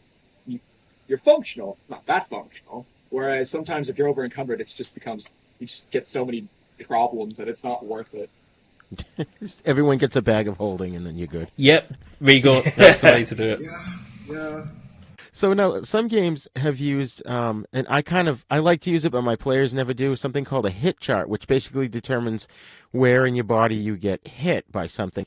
I think more so maybe for Cthulhu, it works for like gunshots, but it could also work for arrow shots or even spears in D&D. Have Matt or Dan, have you guys ever used or considered using a hit chart in your adventures? I don't think a hit chart as such. The main time I'd use things like that is if there is a fumble or a critical hit, then you might use it for the narrative behind, if it's a critical hit, for example, which part of the body that do they hit and lop off, or if it's a critical fail, if someone's loosing an arrow, you might get them to roll to decide where on the body it hits. It's an interesting one because I'm playing a separate tabletop game called Kingdom of Death, which has that exact mechanic in it, where every time you roll to hit, then you roll to wound, and you do have those hit locations, so you can very quickly end up with a pulled Achilles tendon or that kind of stuff. With D&D, for me, that's more of a narrative device to say to the guys, right, you've rolled really well, where is it you're hitting them? Then, off the back of that, I'll adapt to what the bad guy can then do. And furthermore, I think you can assume, for the most part, can't you? If I'm attacking the ogre with a broadsword, I'm going to be aiming for central mass, maybe the head area. If I want to make it drop its weapon, if I want to take it off its feet, I'll say, I'm going to aim for the leg in the hope that I can knock it off balance, take it out. But if you don't say anything, I think it's a fair assumption that you're going for a lethal part of the body. I think it's an interesting one because it is so narratively driven and because it is role-playing, people can decide what they want to do. So rather than it being after the fact and it's, right, let's roll to see where you hit, it's more a case up front of, if they do want to hit something specific, they say that, and that might change the roll. That might make the roll more challenging. If they say, right, I want to try and chop off his sword hand. Okay, fair enough, you're going to make the roll, but I'm going to make it more difficult for you because you're not just trying to stab them in the chest, you're trying to hit a specific location. So I think for me, that hit chart is almost a determiner before, rather than a result after the fact. Interesting. Yeah, definitely. I've had a kind of a policy, mostly, is that when it comes to hitting an opponent, obviously if they're looking to do something specific, I found that a lot of people get deterred, myself included, when you miss a lot. And I don't just mean failed rolls. I mean the DM says, oh, your arrow went wide. Every arrow has gone wide. I've tried to make sure that the characters may not succeed and they may never do damage, but they always hit. I think that's one of the... I like that. But I think that's one of the big things, isn't it? Because your armour class is based on what you're wearing and your dexterity. So, yes, they might dodge out the way, they might miss. But I think it is useful to say, if you're attacking a beast or something, you bring your broadsword down and it bites into the chitinous armour and bounces away. So giving them that feeling of, it's not an Austin Powers film, you're not a James Bond bad guy where you can't shoot someone from a yard away. You are hitting them, but you're just not getting through. I think that's good. Yeah. Nobody really has Stormtrooper aim. When you fumble, the arrow goes wide and hits somebody. But realistically speaking, your characters are proficient with their swords. You're not some newbie. Like, I will say, okay, you miss wildly. If they're trying to use something that's completely out of their realm and they're just trying to bullshit me, I'm like, okay, you're funny. But, when they're just... But no. But when it's one of those, I want to shoot it with my arrow that's 30 feet away and I have a full range of 120 feet on this thing, you're going to aim at him. If he's clearly seeing you, sure, he can dodge, or it chinks off right into his armor. But, I don't know, I don't like the idea that characters are always just not good at what they're trying to do. Yeah, because it's one of the interesting parts that gets brushed over. Even if you're a level 1, you're a level 1 hero, adventurer, etc., you're still a cut above 90% of the population in these worlds. So, yes, when your hero who is an archer and has a backstory, they might not be Legolas, but they're sat there ready to go. And, yeah, from 20 feet away, he draws back his longbow and fires, and, you've hit the roof. It's much better with it bounces off armour, or, the monster sees you drawing back and serpentines and dodges out the way. You've got to give them some flavour for the misses as well as the attacks, as well as the hits, rather. Right. So, all right, in terms of, talking game mechanics here, what do you guys think of the D20 system of D&D versus the way other systems do it? Dan, you go first.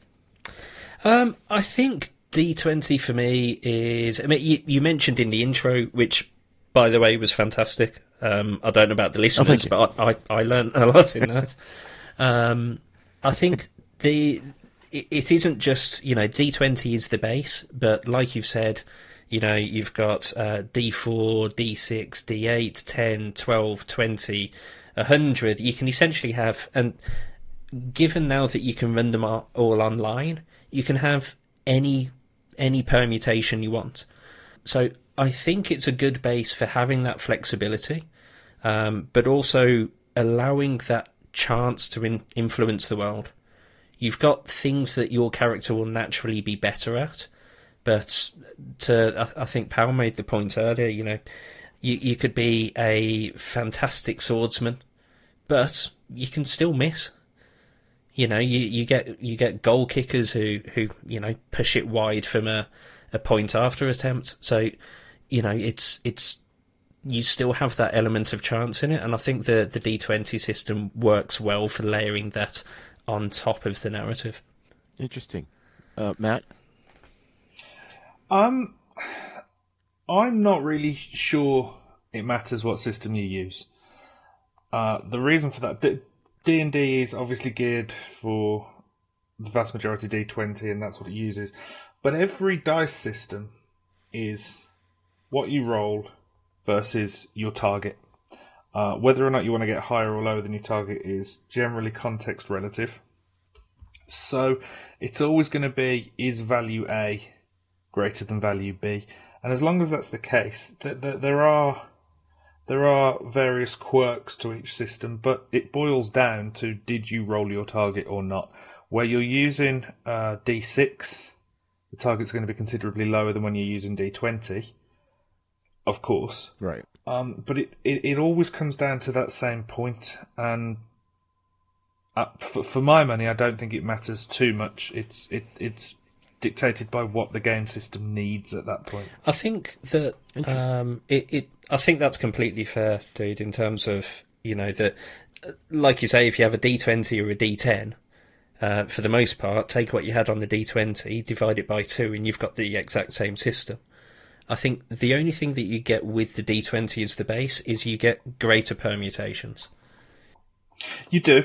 But that's about it, really, isn't it? The more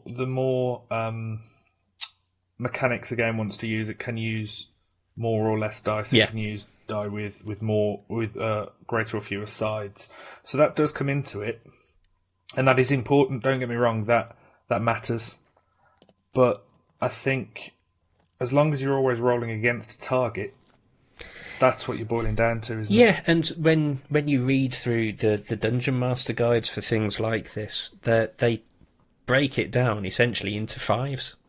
An easy roll is 10, moderate 15, hard you have to beat 20, very hard 25. So for a lot of it, that D20 system is essentially a D4 for the majority of your systems, for the majority of your checks. Right. Yeah, I mean, there's other systems within the D20 system, with D&D specifically, like, if anyone's ever heard of sneak attack, a very high-level rogue with sneak attack will start rolling upwards of 10, possibly, higher than that, 10 dice at once, and they're not even D20. Can we talk for a second about how unfair the sneak attack system is on every single enemy? how much of a misnomer it is? You can be facing the guy in the middle of combat that's been going on for 5 minutes, and provided you shout sneak attack, then for some reason you're a stealthy ninja and it's a stab in the back. It's insane. If it's a Tuesday and you've got a sock on your left foot, it doesn't matter about your right. That's a sneak attack. Stabbed this man once, but now this stab, this stab, it's going to kill him. Doing the same thing 10 times in a row, it's the last thing he'd expect. I also played, I didn't play it too heavily, but I touched on Vampire the Masquerade. I have the game book for it. That uses a D10 system, which isn't even very much similar to the D20 system, because you add numbers from your character. You have your dexterity plus your skill, your acrobatic skill per se. Let's say you have a total of +7. That means you roll 7 D10s, and then you have to reach a certain number to succeed. Yeah. Oh, that's interesting. It's really weird. I don't love it. It's a different way to do it. That's interesting. Spence, describe to them the when we played with our friend Chris's game there, where he was game mastering it, and our friend Tom was I forget what it was, but he was a very stealthy character, and he was rolling like 10 or 20 10-sided dice. Yeah, so he was the rogue equivalent in this game. They basically, my friend Chris basically just took the content of Werewolf the Apocalypse and applied it to a D20 system, which I'm trying to improve on right now. I'm in the process of that. And yeah, when Tom's character would sneak attack somebody, he would pick up upwards of 12, possibly 15 D6s in his hand. It wouldn't roll. It was just all in his hand in one massive amount of dice. He would shake it in the air and then hold his arm on the table and roll them against his arm. And when he counted, he would have to like put them in okay, these are all the 6s. Okay, and then we're going to put this over here. All right, 40, 50. And it got to the point where the DM, Chris, was like, okay, you stabbed him 7 times. He's still alive if you want him to be. That's it. So I like it. I think the D20 system works. I think that there are other systems that work for certain games, because I do think Werewolf and Vampire, the D10 system for those games, is very, very effective. I don't like it because it's a little too loose on the combat when, in my opinion, I'm playing a role-playing game to feel like a total badass. I'm not playing the game to discuss the moral quandaries of being a vampire in a city. That's just me, so I don't know. That's why I'm very much pro D20 system. The D100, I think, works for Cthulhu because you are human and all this stuff. Yeah. You're not as super powerful compared to everyone else when it comes to things. Right, I agree with that. So, Spence, why don't you elaborate on us a little bit further about your modifications to the Werewolf game utilizing the D&D rules? Oh, this is a rabbit hole. Okay. So, I took my friend Chris's ideas. I asked him for his what he did and how he did it. And in Werewolf, it's very, very different because you're a shapeshifter, first of all, because you can transform into multiple different kinds of werewolf. And then you're also in modern society, to an extent. And same with Vampire. And so trying to turn the whole combat system on its head has been a bit of a nightmare. The biggest thing I've found is that I have to just make my own system. I have to jury-rig so many other ideas, because I'm a little inspired with Pathfinder, because I like the idea of giving them more and more numbers for consistency's sake, but I don't want to make it too hard on the D20 system. So I have to throw an advantage here and there, and I've come up with a whole new action economy instead of, what I mean by that is how many actions you get per turn per character. I've come up with a whole new system for that. I'm trying to abandon the AC system, the armor class. I really don't love it. I think it's a little too stiff. Doesn't feel like as much of a sword fight. Feels more like a oh, this guy's coming to attack me. Do I have my armor in the right place? Here we go. Oh. Yeah. Yeah, because it's the same number every time, because the guy is never disadvantaged by taking a knee or spinning around. And it becomes harder to say, oh, he smartened up and hit you in the right spot, because then he could just very well fail in the next roll. Yeah. So I have a new system in my head of a defense roll system where every time you're attacked, you respond with a d20 roll that has its own modifiers to it. And so it feels more like a sword fight, and you can... I feel like that would, in a way, become useful for players who get bored, because it's not always fun when the game master has to run through 6 enemies who are all going to attack the same character, who's just going to look at his AC, say it's 17, and then 7 different rolls go off. Whereas in this, a player who's at the back of the initiative line for who goes first may get a couple of defense rolls in because they're at the front line.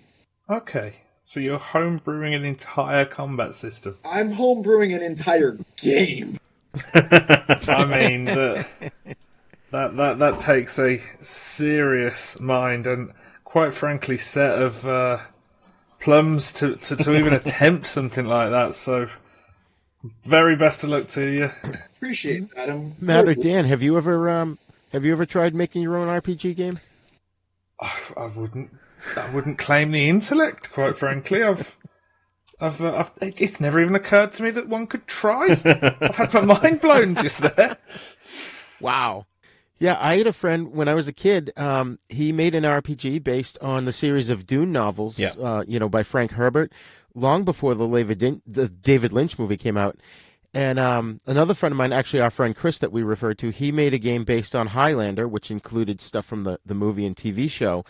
That was really fun. And I even had my own attempt, and we played it for a little while. I made a game back in the 80s, and it was based on the science fiction TV series called V. I don't know if you guys have ever seen that. Oh, yes. That was fun. Yes. Yeah. I wouldn't make one now. I just don't have the time to do it, but... It's a serious investment, isn't it? I didn't think it would be as invested as it is, especially because I want to change so many mechanics personally and add so many different details in. I actually gave my rule sheet to Rigor to dumb all of the things down because it's getting too complicated. I feel like such a pedestrian player now that I haven't tried to completely rewrite D&D. I jury rig things all the time. But Spence, you're doing that for Werewolf, right? You're not gonna when you play D&D, it's just going to be the D&D rules. I already invented rules for Werewolf, playing a werewolf character in D&D. Okay. This isn't fair. You've got us up against a ringer. Yeah, I invented a rule set inspired by Werewolf the Apocalypse. It's way more simplified and very kind of offshoot, just another resource for the characters, but I think it keeps the fun of playing a werewolf, and same with a vampire.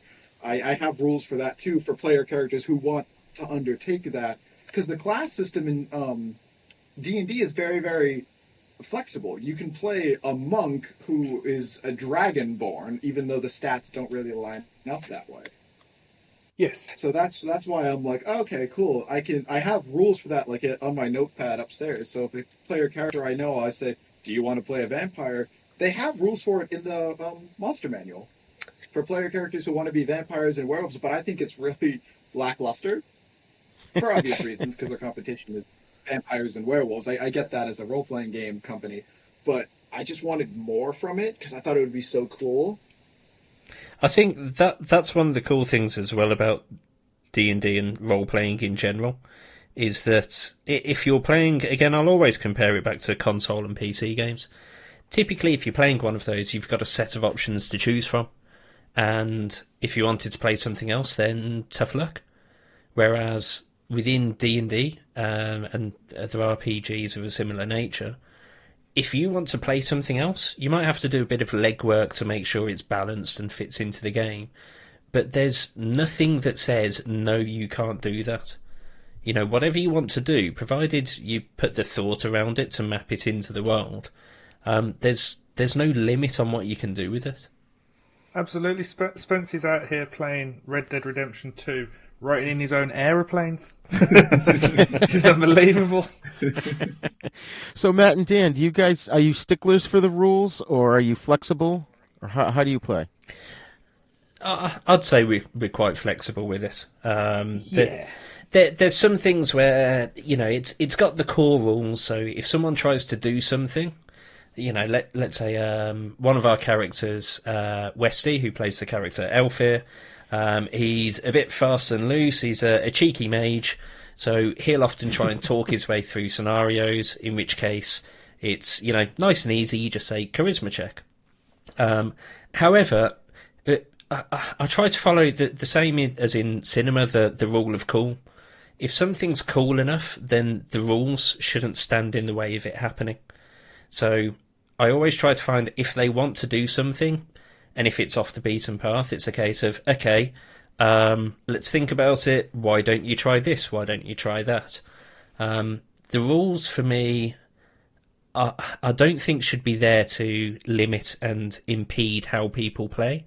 They should just be there as guidelines to help DMs like me to make some of the decision making easier. Hopefully Powell would agree, but I try not to stand in the way of, if people want to do something creative, I'd hate to be the one saying, no, you can't do that because of subsections, etc. Yeah, in that situation, Danny will, for the most part, allow you to put a case forward. And if you can say, realistically and within, the core tenets of the game, why you think this should be allowed, you've got a shot at it. Well, perfect example, that night on the wall, Westy's character Elfir wanted to tip a brazier of hot coals off the wall onto a bad guy. So I said, yeah, absolutely, go for it, we'll figure it out, but that would typically be a strength check to push it over. Westy's mage, unsurprisingly, not very strong at all, says, oh, could it be a charisma check? Then it's a question of, okay, how, tell me how you're going to convince this brazier to commit suicide for you. But he said, yeah, well, charisma check, there's other people on the wall, aren't there? Yes, there are. Okay, well, I'm going to talk them into helping.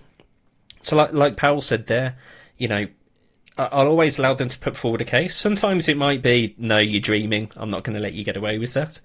But ones like that, where there's a justification for it, and if it's cool enough, then yeah, it's a case of fine, we'll figure out a way to do it. Nice. Spency? I'm the same way with all that. If a player has a good idea, like, let's say, hypothetically speaking, this is totally fiction, decides to be a wandering circus so they can get into the house of the local noble, and perhaps I'm like, this is not going to work at all, and sure enough they make all their rolls that I shoot out for them. And once again, that's my thing, I fall back on the core 6 stats for anything. Yeah, I try and weave it into skills, but if they're just like, they say something or other, I'm just, okay, that is a dexterity check, that is a charisma check, that is intelligence. I think that's what makes it an easy system to adapt as the DM as well, because you have those 6 core abilities and the subsets of skills. So I think you're spot on. If there's a skill that matches it, fantastic. If not, it's quite easy to just in your head say, well, you're trying to do this. That would depend on how dexterous you are, dexterity check, and you're done. It just keeps it nice and easy applying their actions to the laws of the world. Nice. I have a question for you guys. Do you guys use anything outside of your adventures for your characters? Like, I know there's a downtime system in the book, which I may or may not have already modified to my own liking anyways. Of course you have. I use, I get bored, and I use it for my characters to let them kind of up their skills in a way, because the only way you can up your skills is proficiency bonus, which I have mixed feelings on. So, do you guys use anything like that for your player characters outside of actual adventures?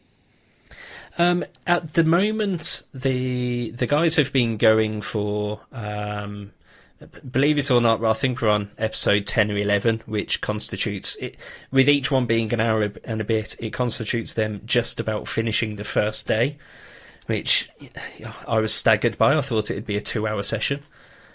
So we haven't had the downtime opportunity or investing in parts of the world. We are going to have a couple of mechanics. One of them being the ability to take artifacts or things they find in the world and to be able to repurpose them with an artificer who's at the base that they're at. So if they bring back interesting stuff, and again, it's kind of a, they can bring whatever they want to this guy. He may turn around and say, okay, you're insane. I don't know why you've brought me that, but thank you for this this deer heart. I don't know what I'll do with it. But if they bring something cool, then we'll find a way to build it into equipment. We are going to have a mechanic that is then going to play at a world level. So we have the different regions in the world, and what they do in the different regions will then impact at a global scale for the world they're playing in. But that part, I don't want to go too far into, because I want it to be a surprise for Powell when it starts happening as well. So not so much the downtime, but yes, some of the mechanics, but driven off what they do in each of the adventures, kind of more consequential rather than, and here's stuff you can do while you're away from the adventure. So we don't want to tell them how my orc character is going to invent the microchip, right? We don't want to reveal that. Whoa. That'll cost you 5,000 downtime days. I give you 3 per session. Yeah, and that's what I do, is I basically, every time they come to a point where they would have a day off between adventures or they need to wait for something, I just say, you gain this amount of days as a player to spend for your character, and say, oh, I want to have spent 300 days learning a new language. That just means that in the past 300 days, you were learning that language instead of just having it be a random day that nothing happened. Yeah, I think that's a good thing to have. I think at the moment we've only really had a day of downtime, or a morning of downtime in terms of in the game. So I like to use those for role play. So I say to them, right, we build out what the plan is. Here's the next part of your adventure. But now, Powell will know, I often just describe them as moments. So rather than put a limit of time on it, I'll say, right, you've got a moment here. What do you want to fill it with? And it can be, when they each had those, Powell went and looked in on a warrior who was struggling to see if he could help them. One of them went off to talk to jackals, and one very shifty mage in the group went and ended up meeting with this head of an underworld organisation. So I like using those as role-play and character development parts for it. Yeah, I mean, the whole point of these games is they are role-play games. If you weren't going to bother with this kind of thing, then surely you just take a boilerplate barbarian, mage, wizard, whatever takes you fancy, run a dungeon crawl, screw up the character sheet, pick a new one, do a new dungeon. This is how you give your characters depth. This is the roleplay element in its core, and I think downtime is massively important to that as a concept. Absolutely. Yeah, definitely. So now, one thing I wanted to mention too is that when I was a kid, the adults around me would be astounded that I'm reading these massive hardcover rule books with tiny print, and I know from experience with D&D and Call of Cthulhu, Spency and I both have a huge pile of, especially the new hardcover rule books that are like hundreds of pages. Does anyone think that having to read all these books is a deterrent for the average person who might be interested in trying to get into role-playing? It's a textbook. Of course it is. It is a textbook. Yeah. But I think if you're trying to pull somebody into the game, slamming a textbook or 3 in front of them and saying, see you in 2 weeks when you know all of that verbatim, is entirely the wrong way to do it. You can definitely pick up the game as you play it. Imagine handing someone a textbook and say, okay, the Monopoly game is tomorrow night. Here are all the rules. Yeah, it's a huge barrier, but by the time you're buying the books and by the time you're sitting down reading for an evening, for a weekend, you're already in. Yeah, it's too late. Yeah, and I don't read them cover to cover. I skim through the sections to see what's important and what isn't, and then if I have a question in my head, I'm just like, oh, which rule book has it here? I do that. I jump around the books rather than just sit and read it. But what you mentioned earlier, Spency, about looking for monsters. You mean to your point, Regal? You have the Player's Handbook, which is if you're a player, the basics you need to know. The Dungeon Master's Guide, if you're the DM, what you need to run, and the Monster Manual, which is just a list of monsters. That's your holy trinity. But then on top of that, there's all kinds of extra books that just give you, here's some extra cool, weird monsters. And I picked up one not too long ago, and you're just skimming through it, and you're doing what Spency said. You're going, oh, it looks a bit dull. It's like, oh, far too freaky for this early, until you find one, and then it's, okay, this is cool. And I found one recently in it that was so cool that I rewrote part of the campaign just so I could use that monster in it, because you find stuff that's just, okay, that's really cool and bizarre. I never would have thought that up myself. To give you another example of punch cuddles, I do love Danny, but I know that if I shadow buy all the books that he's getting and read all of his surprises ahead of time, it will drive him up the wall. So that's a pastime I enjoy. Yeah, I mean, back to the metagaming thing, we faced so many goblins in the first adventure I ran with my girlfriend that her Pathfinder character knows goblin. She designed her character for that, and it has come in handy because goblins are a great go-to fantasy enemy. But it's the standard trope, isn't it? Whether it's Tolkien or Games Workshop, Warhammer, it's orcs and goblins. They're your bad goblins guys. At low level, you build up to orcs, and those then are your two. Something demonic. There you go. Nice. Yeah, I have a lot of the books with D&D. I have a little shelf dedicated to all of my RPG. Yeah, you're not the only one, Spencer. It's getting there. Oh my God, Spencer's getting he's hunched over now from carrying the backpack full of the giant books. The encumbrance is too much. Yeah, that's why they have a shelf now. It's gotten to a point. I used to carry them all around because I only had 3, possibly 4. Right now, I'm at a point where I have to just pick and choose which book I may or may not need later. So it's interesting, and I like also that. Hold on, before I get into anything, do you guys do anything with Adventurers League? I'll be honest, I don't know what that is. No, nor do I. Okay, how often do you guys go to game stores, hobby stores? Prior to lockdown. Yeah. Okay. Yeah. 0 times in the past year. Yeah. Fair enough. Yeah. So, but here's my thing for D&D specifically, Wizards of the Coast.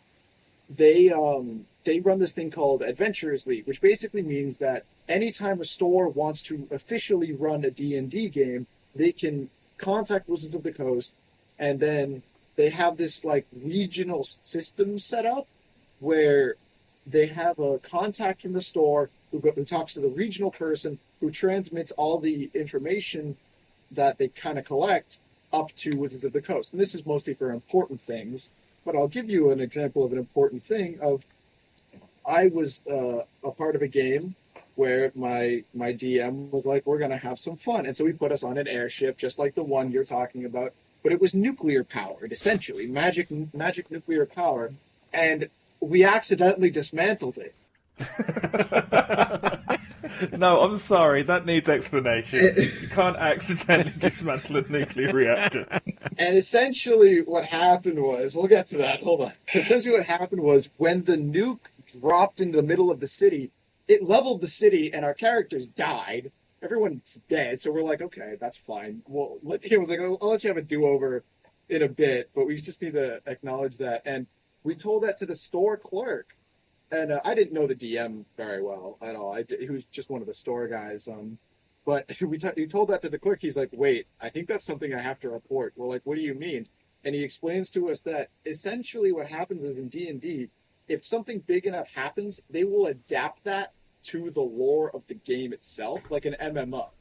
Oh, please tell me it's like spotting a star or an asteroid. Is there a Spency's lore out there somewhere for nuclear airships? We call it the cover-up story because they in one of the later books, I can't remember which one, the city was like destroyed by some natural phenomenon.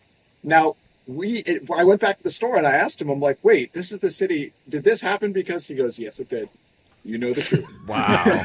Wow. That's cool. That's fantastic. It doesn't happen often, but Adventures League is their way of creating this MMO system for a tabletop RPG. That's so cool. Yeah. That's really it's like cool. World continuity. Players get together and they're like, oh, we just did this mission together, at a different time. Whereas like even in a regular MMORPG, you may have done the same mission, just not with the same people. Yes. That's cool. Oh, they're all the same, they come together with continuity, but it's just the details are at the end up to your character's experience. It's very, very fun. And they do it from like levels 1 to 5 and then 5 to 10 is really how they do it. I like that. I've never naturally leveled the character to level 20. I'd like to. That's the dream, isn't it? Yeah. But so they do stuff like that. I was just curious if you guys had ever experienced anything about Adventures League. I think it's a lot of fun. But they have rules. You have to pick certain races, and you're limited, not in classes, but with races. You can't really play too many evil characters. There's a lot of standardization, which I think is fair. I think it's a necessity, isn't it? If you're going to do something like that, you have to wrap some structure around it, don't you? Right, to maintain order. Otherwise, there's going to be Yeah. There'll be mini kingdoms and fiefdoms springing up everywhere. Interesting. So what do you guys think in this age of sheltering in place and social distancing, how has that affected or changed things for role-playing games? I think there's been a massive bloom. I think people have become more willing to try things that they haven't in the past, or, as you were saying earlier, suddenly have more time on their hands to try things that they've always wanted to do. And this is on one or both of those lists for a lot of people. Yeah, I think I'd link it back to again in the episode you did with Mr. Lobo, which was awesome listening, by the way. You talked through this scenario where you had these different groups of people in different states watching different shows with different horror hosts, yet somehow it was building that joint community around it. Right.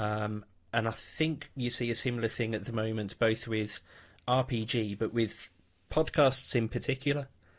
We're in a position now where you can't go meet up with your friends. You can't nip out and have a drink or go see a film or go for a meal. All of that is suddenly taken away. So we're all now looking for ways to keep that community feeling going. Whether it's doing it via Zoom conferences with your friends, or I think Powell is spot on. I think off the back of it, there's a surge in both podcasts and RPG games where it keeps that community feeling going. So it's interesting for me because we have a slightly different experience with it, in that because I moved away from our city originally, we kept in touch. Traitor. And yes, traitor, I apologise. I went to the dark side. I went north of the wall to Scotland.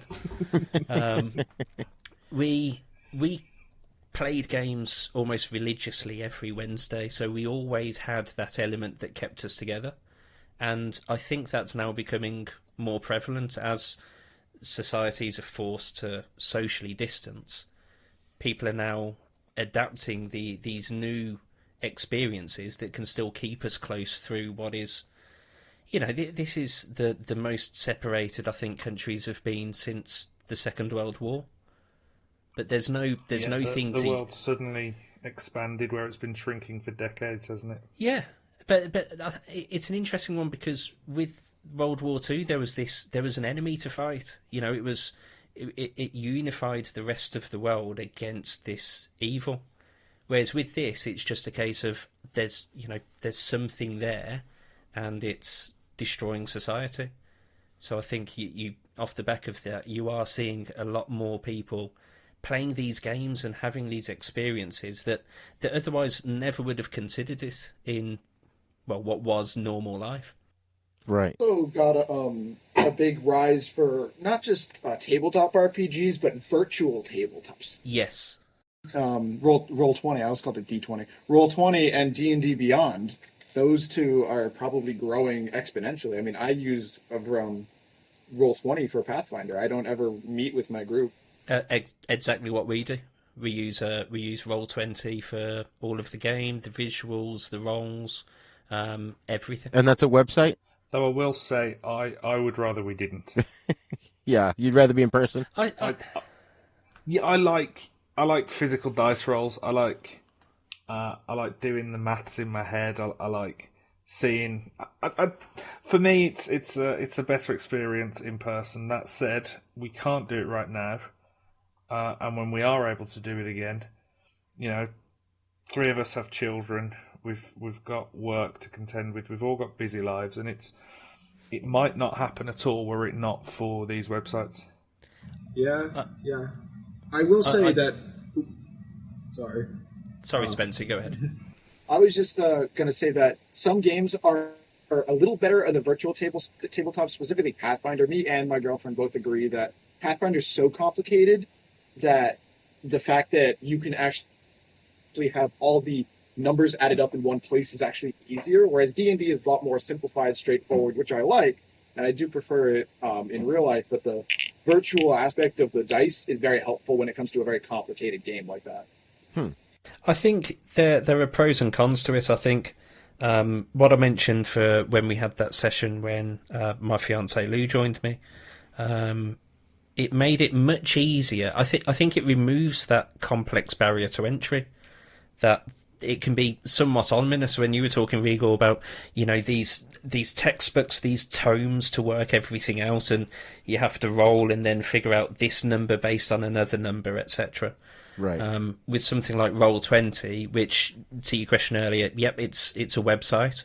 Okay. All of you log in and sit on that website. You can chat in it. But if you need to make a roll, it has a digital version of your character sheet, and you simply click on the name of what you want to roll, and it does all the maths in the background, gives you the result, and away you go. I think I'd agree with you, Powell, completely. I'd love to play in person. I think it would be having that face-to-face interaction as well when the story's evolving would be phenomenal. But things like Roll20, D&D Beyond, they do a great job of enabling everyone to experience it when you can't do it the traditional way. Right. And we're very fortunate that we are at a point where we have the technology that can do that. I mean, if this happened in the 1970s, it would be a very different world, you know? Yeah, I mean, it's an interesting one as well, because when you go back to, you know, some of the very early days of gaming, they essentially ran multiplayer games on what were online bulletin boards, where you would post your move in a game to a bulletin board. There were ones where they would run online games of Doom that way. So, yeah, fantastic that we've now got that concept, but brought up to a way that it's actually usable and nice and easy. Greetings, this is Mr. Lobo. Are you a sin-somniac? Do you stay up late and watch what normal people call bad movies till dawn? Black and white low-budget pot boilers, box office bombs, West German talking car movies, rock bands versus monster movies, broken down school films, midget zombie and midget spy flicks, guys in gorilla suit movies, even old TV commercials, inappropriate cartoons, drive-in snack bar ads, and worse? Well, we like to say they're not bad movies, just misunderstood. Stay up late with Miss Mittens, your host, Mr. Lobo, and a revolving door of special guests, fellow horror movie hosts, robot monsters, and lovely Real 7 girls for a late-night TV slumber party that we call Cinema Insomnia. You can watch us on channel OSI 74 for Roku. We even have some episodes on Amazon and Alpha Video DVD. You may never get a good night's sleep again.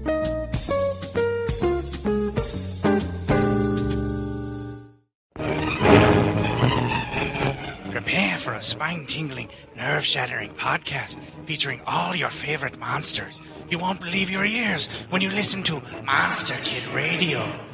Hear your host, Derek M. Cook, and his ever-rotating stable of guests discuss your favorite classic and sometimes not-so-classic monster movies. Subscribe to Monster Kid Radio through iTunes or Stitcher, or visit monsterkidradio.net before the next weekly episode of Monster Kid Radio.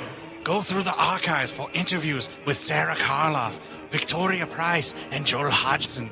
Listen to the discussions about movies like Creature from the Black Lagoon, Island of Terror, and King Kong.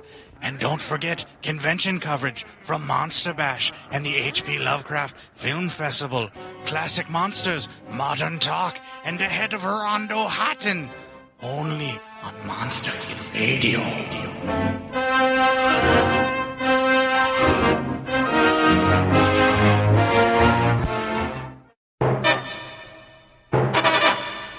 Well, I got to tell you, you made me think of, God, I'm going to really age myself here. I used to play... Spency's already done it for all of us when he was mentioning he's 90. At one point he mentioned... at one point you mentioned, Spency, 35 years of experience. Oh, what could you possibly imagine? I know, right? Well, I used to play what was called a play-by-mail game before the message boards, before the internet. We used snail mail. And it was basically, you had the game master. It was called Atlantrix, and it was done through the postal service. And so the GM would send out the parameters of the story and set up, and you'd create your character and mail it back to him. Then in the mail, a week or two later, you'd receive the setup and what the other players have done, and then you write back what your character does. And I think you had multiple things that you could do, so it would cover a longer span of time within the game world. But then you'd mail it back. Yeah, you would need to. And then the game master would collate all those, and then eventually he would mail back the results, and it just went on like that. But it was fun. I think that's it. It's kind of the core tenet behind it is no matter what the scenario, we'll always try and find a way to have that social interaction and have that fun. It's just it's good now that we're in a position where there's enablers for all of it. We've got these online systems that allow you to just play the games like we're doing now. Yeah. With Discord, where we can just hop on and the four of us jump into a conversation, and suddenly we're up and running. Yep. If you go back 10 years ago, could you imagine trying to do this? It'd be a nightmare. Oh yeah. Just the bandwidth alone. Yeah. And it would murder it. So the fact that you can do that, the fact that you can share your webcam so you can still see each other, I think you're spot on. It's fantastic to have those enablers there. Yeah. So we're going to start wrapping this up soon. One of my last questions, not the very last one, but one of my second to last question is, we'll go around the group here. The question is, what is the best role-playing game that you've ever played, and is there one that you haven't played that you would like to? Matt, you go first. I'm going to say the best for me is D&D. It's the one. It's the one people think of for a reason. I think it's the biggest. I think it's the best. And I mean, I say that without having tried too many of the others, so perhaps there is a certain level of naivety sneaking in there. But I love it. I think it's an incredible game system. And as for one that I would very much like to try is the Apocalypse system. It's a lot more simple. It's basically the entire thing is built around telling a story, not around rolling dice. And telling a story is the reason I play D&D. I think it's incredible. I think it's so much fun to create a narrative with friends, but without any of you having actual control over it. Interesting. So those are my answers. Dan? I think if you'd asked me a couple of years ago, I'd be going back to the Final Fantasy RPGs, because they were some of my entry-level games that just really immersed me and made me think, wow, video gaming is a different thing. This is what my life's going to be. However, I'm gonna parrot Powell here. It's D&D. I love those old school Final Fantasy games, and they'll always be a big part of who I am now. But the experience I've had playing D&D, building this world with my 3 friends, has been one of the best in my life. The fact we're then making a podcast out of it, and other people seem to enjoy listening to our pure idiocy, is a wonderful thing as well. But the game itself has just been phenomenal for me. In terms of the game I want to try, I think there's only one possible answer, which is the upcoming Spency rebuild of Werewolf Adventure. I think that's got to be top of my list now. The Spency of the States. Spency, what's yours? I got into RPGs. My first RPG that I can remember was Fallout 3. That's the oldest one that comes to mind for just all overarching RPGs. Tabletop, I think actually my first was that D20 amalgamation of Werewolf that my friend set up. But I'm going to stick with just D&D because I love world building and I love storytelling, but I really love character building. Yeah. I got so many fun ideas. I think building characters is one of my favorite pastimes because just thinking of where the character could go and then using that in-game is super fun. I have an idea for a pacifist barbarian. And I really want to just see how some of this stuff goes. So I got to say D&D is my favorite. And a game I do want to play is Werewolf the Apocalypse 5th edition coming out 2021. Nice. Not only is that going to be a fun game, it's going to be an excellent guideline for when I want to possibly add, change, or fix about my little Frankenstein I've got going on. So, yeah, that's where I'll leave that. Excellent. I'd have to say for me, Call of Cthulhu is my favorite, because I've invested just so much time and energy into it and played it for so long. And I just love the horror aspect of it. I'm just a huge horror nut. As to games that I haven't played but would like to, I have the Star Wars role-playing game that's like a series of hardcover books that I got, like 20 or 30 years ago, long before the prequel trilogy came out. And I just could never put together a group to play that game, and I've always wanted to play it. So, there's probably an updated version out there now that I don't know about, but someday I may get to that one, because after the prequels, I was kind of soured on Star Wars, and now because of The Mandalorian, I love it again.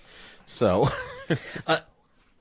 I think it's a bit of a sidebar, but I think it's inevitable if we're having a podcast talking about D&D that Star Wars, I think, legally has to be mentioned. I think you've summed up pretty much everyone's experience with Star Wars now. The original trilogy were so revolutionary and original. The prequels, lightsaber dance battles. The sequels since, not bad, but it's the films that are set in the Star Wars world, but not Star Wars for me. Rogue One I thought was brilliant. Yeah. And The Mandalorian, I think that's phenomenal for me. Yeah, absolutely. Okay, so You made wait. think, Go ahead, Spence. I was going to say that they have games like the Marvel and DC Universe games too that you can play as different characters. When I was a lot younger, I invented a character called Guitar Hero. That's right. That's right. He was going to be my character with his, I don't know, I think it was like a psychic guitar that was going to. He was an intelligent guitar. With and, yeah. I love the DC games. So I like. Go ahead.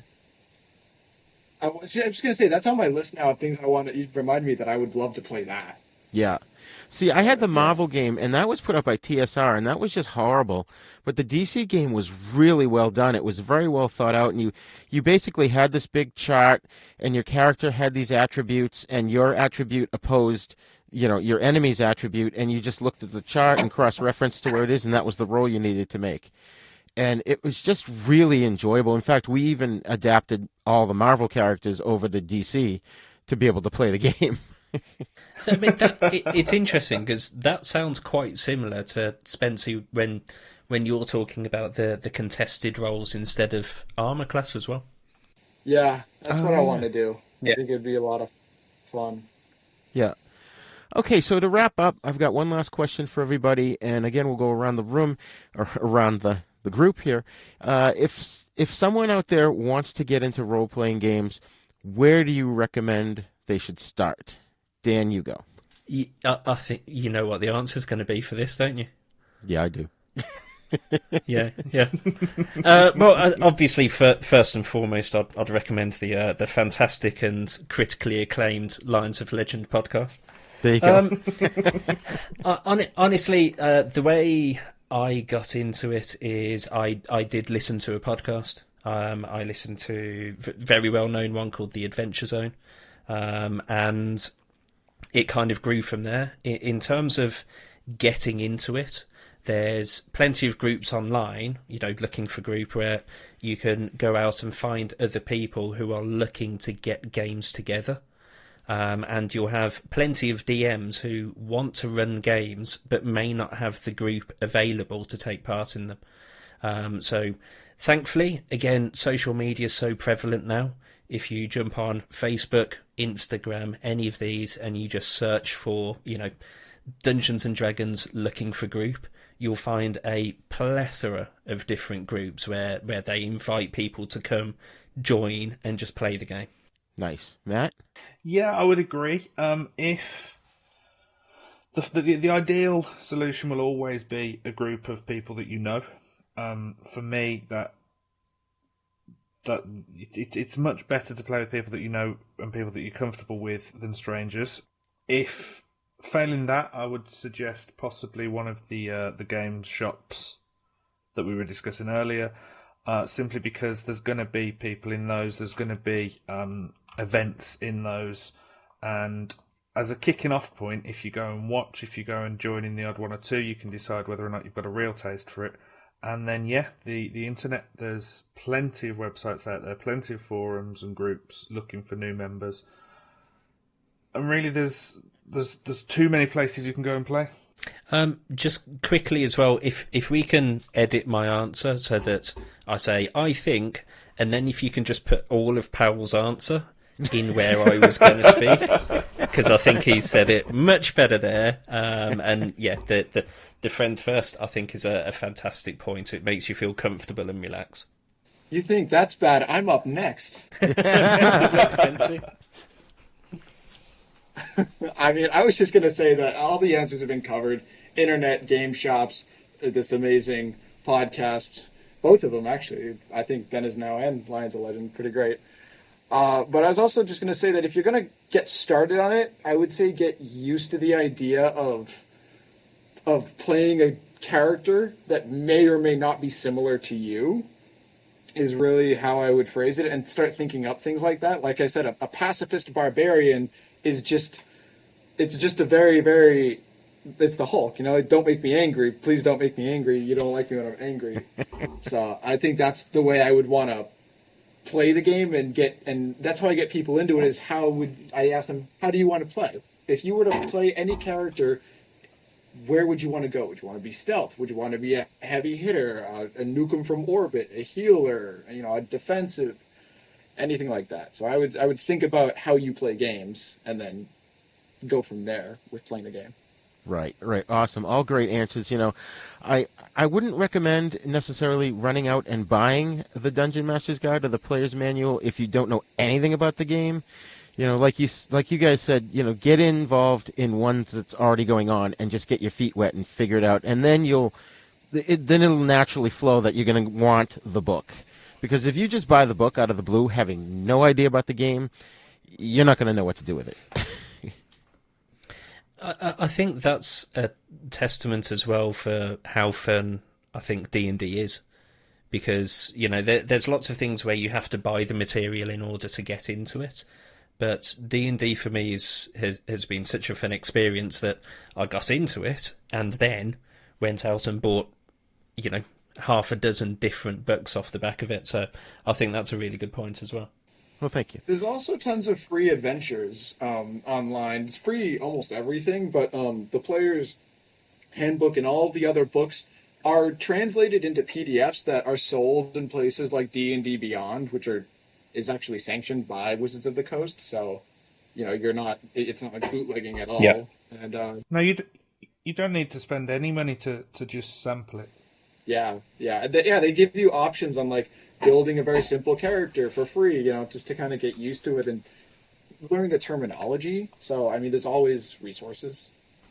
Right. That's awesome. Plus, so the subreddits have every single topic covered. Oh, that's true. So, Matt and Dan, where can our listeners find you guys online? Easiest place to find us online, nice and straightforward. We're at lionsoflegend.com. We use that same name on pretty much all the different social media platforms. So we're active on Reddit, Instagram, Twitter, Facebook. Wherever you are and search for Lions of Legend, you'll find us.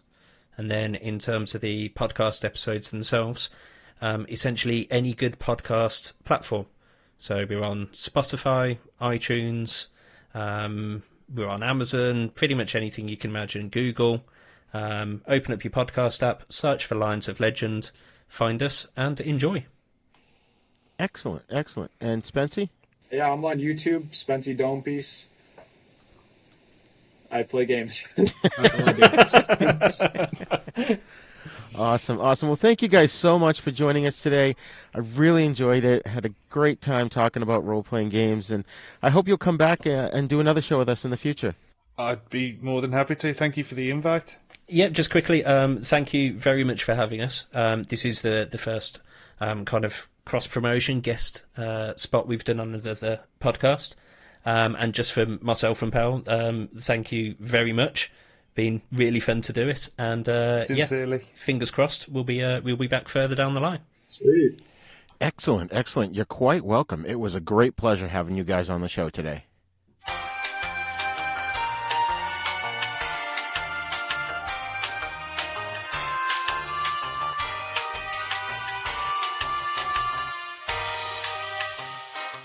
Well, we hope you enjoyed this episode of Then Is Now podcast, and hopefully you learned something about role-playing games, and specifically Dungeons & Dragons.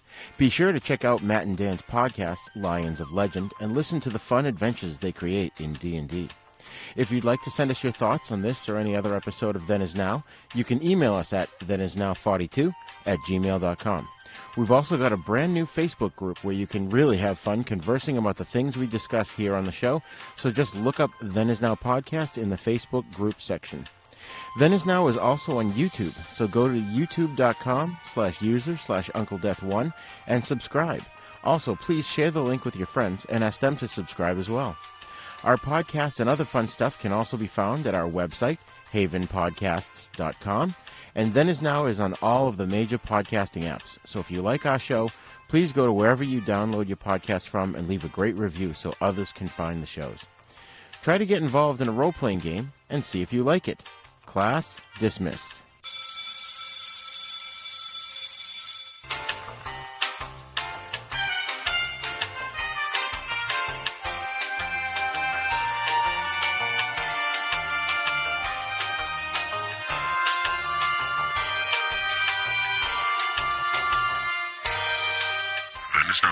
Is intended for entertainment, educational, and informational purposes only. Sounds, music, and clips played during this podcast are the property of their copyright holders. All original content is copyright Jupiter Media.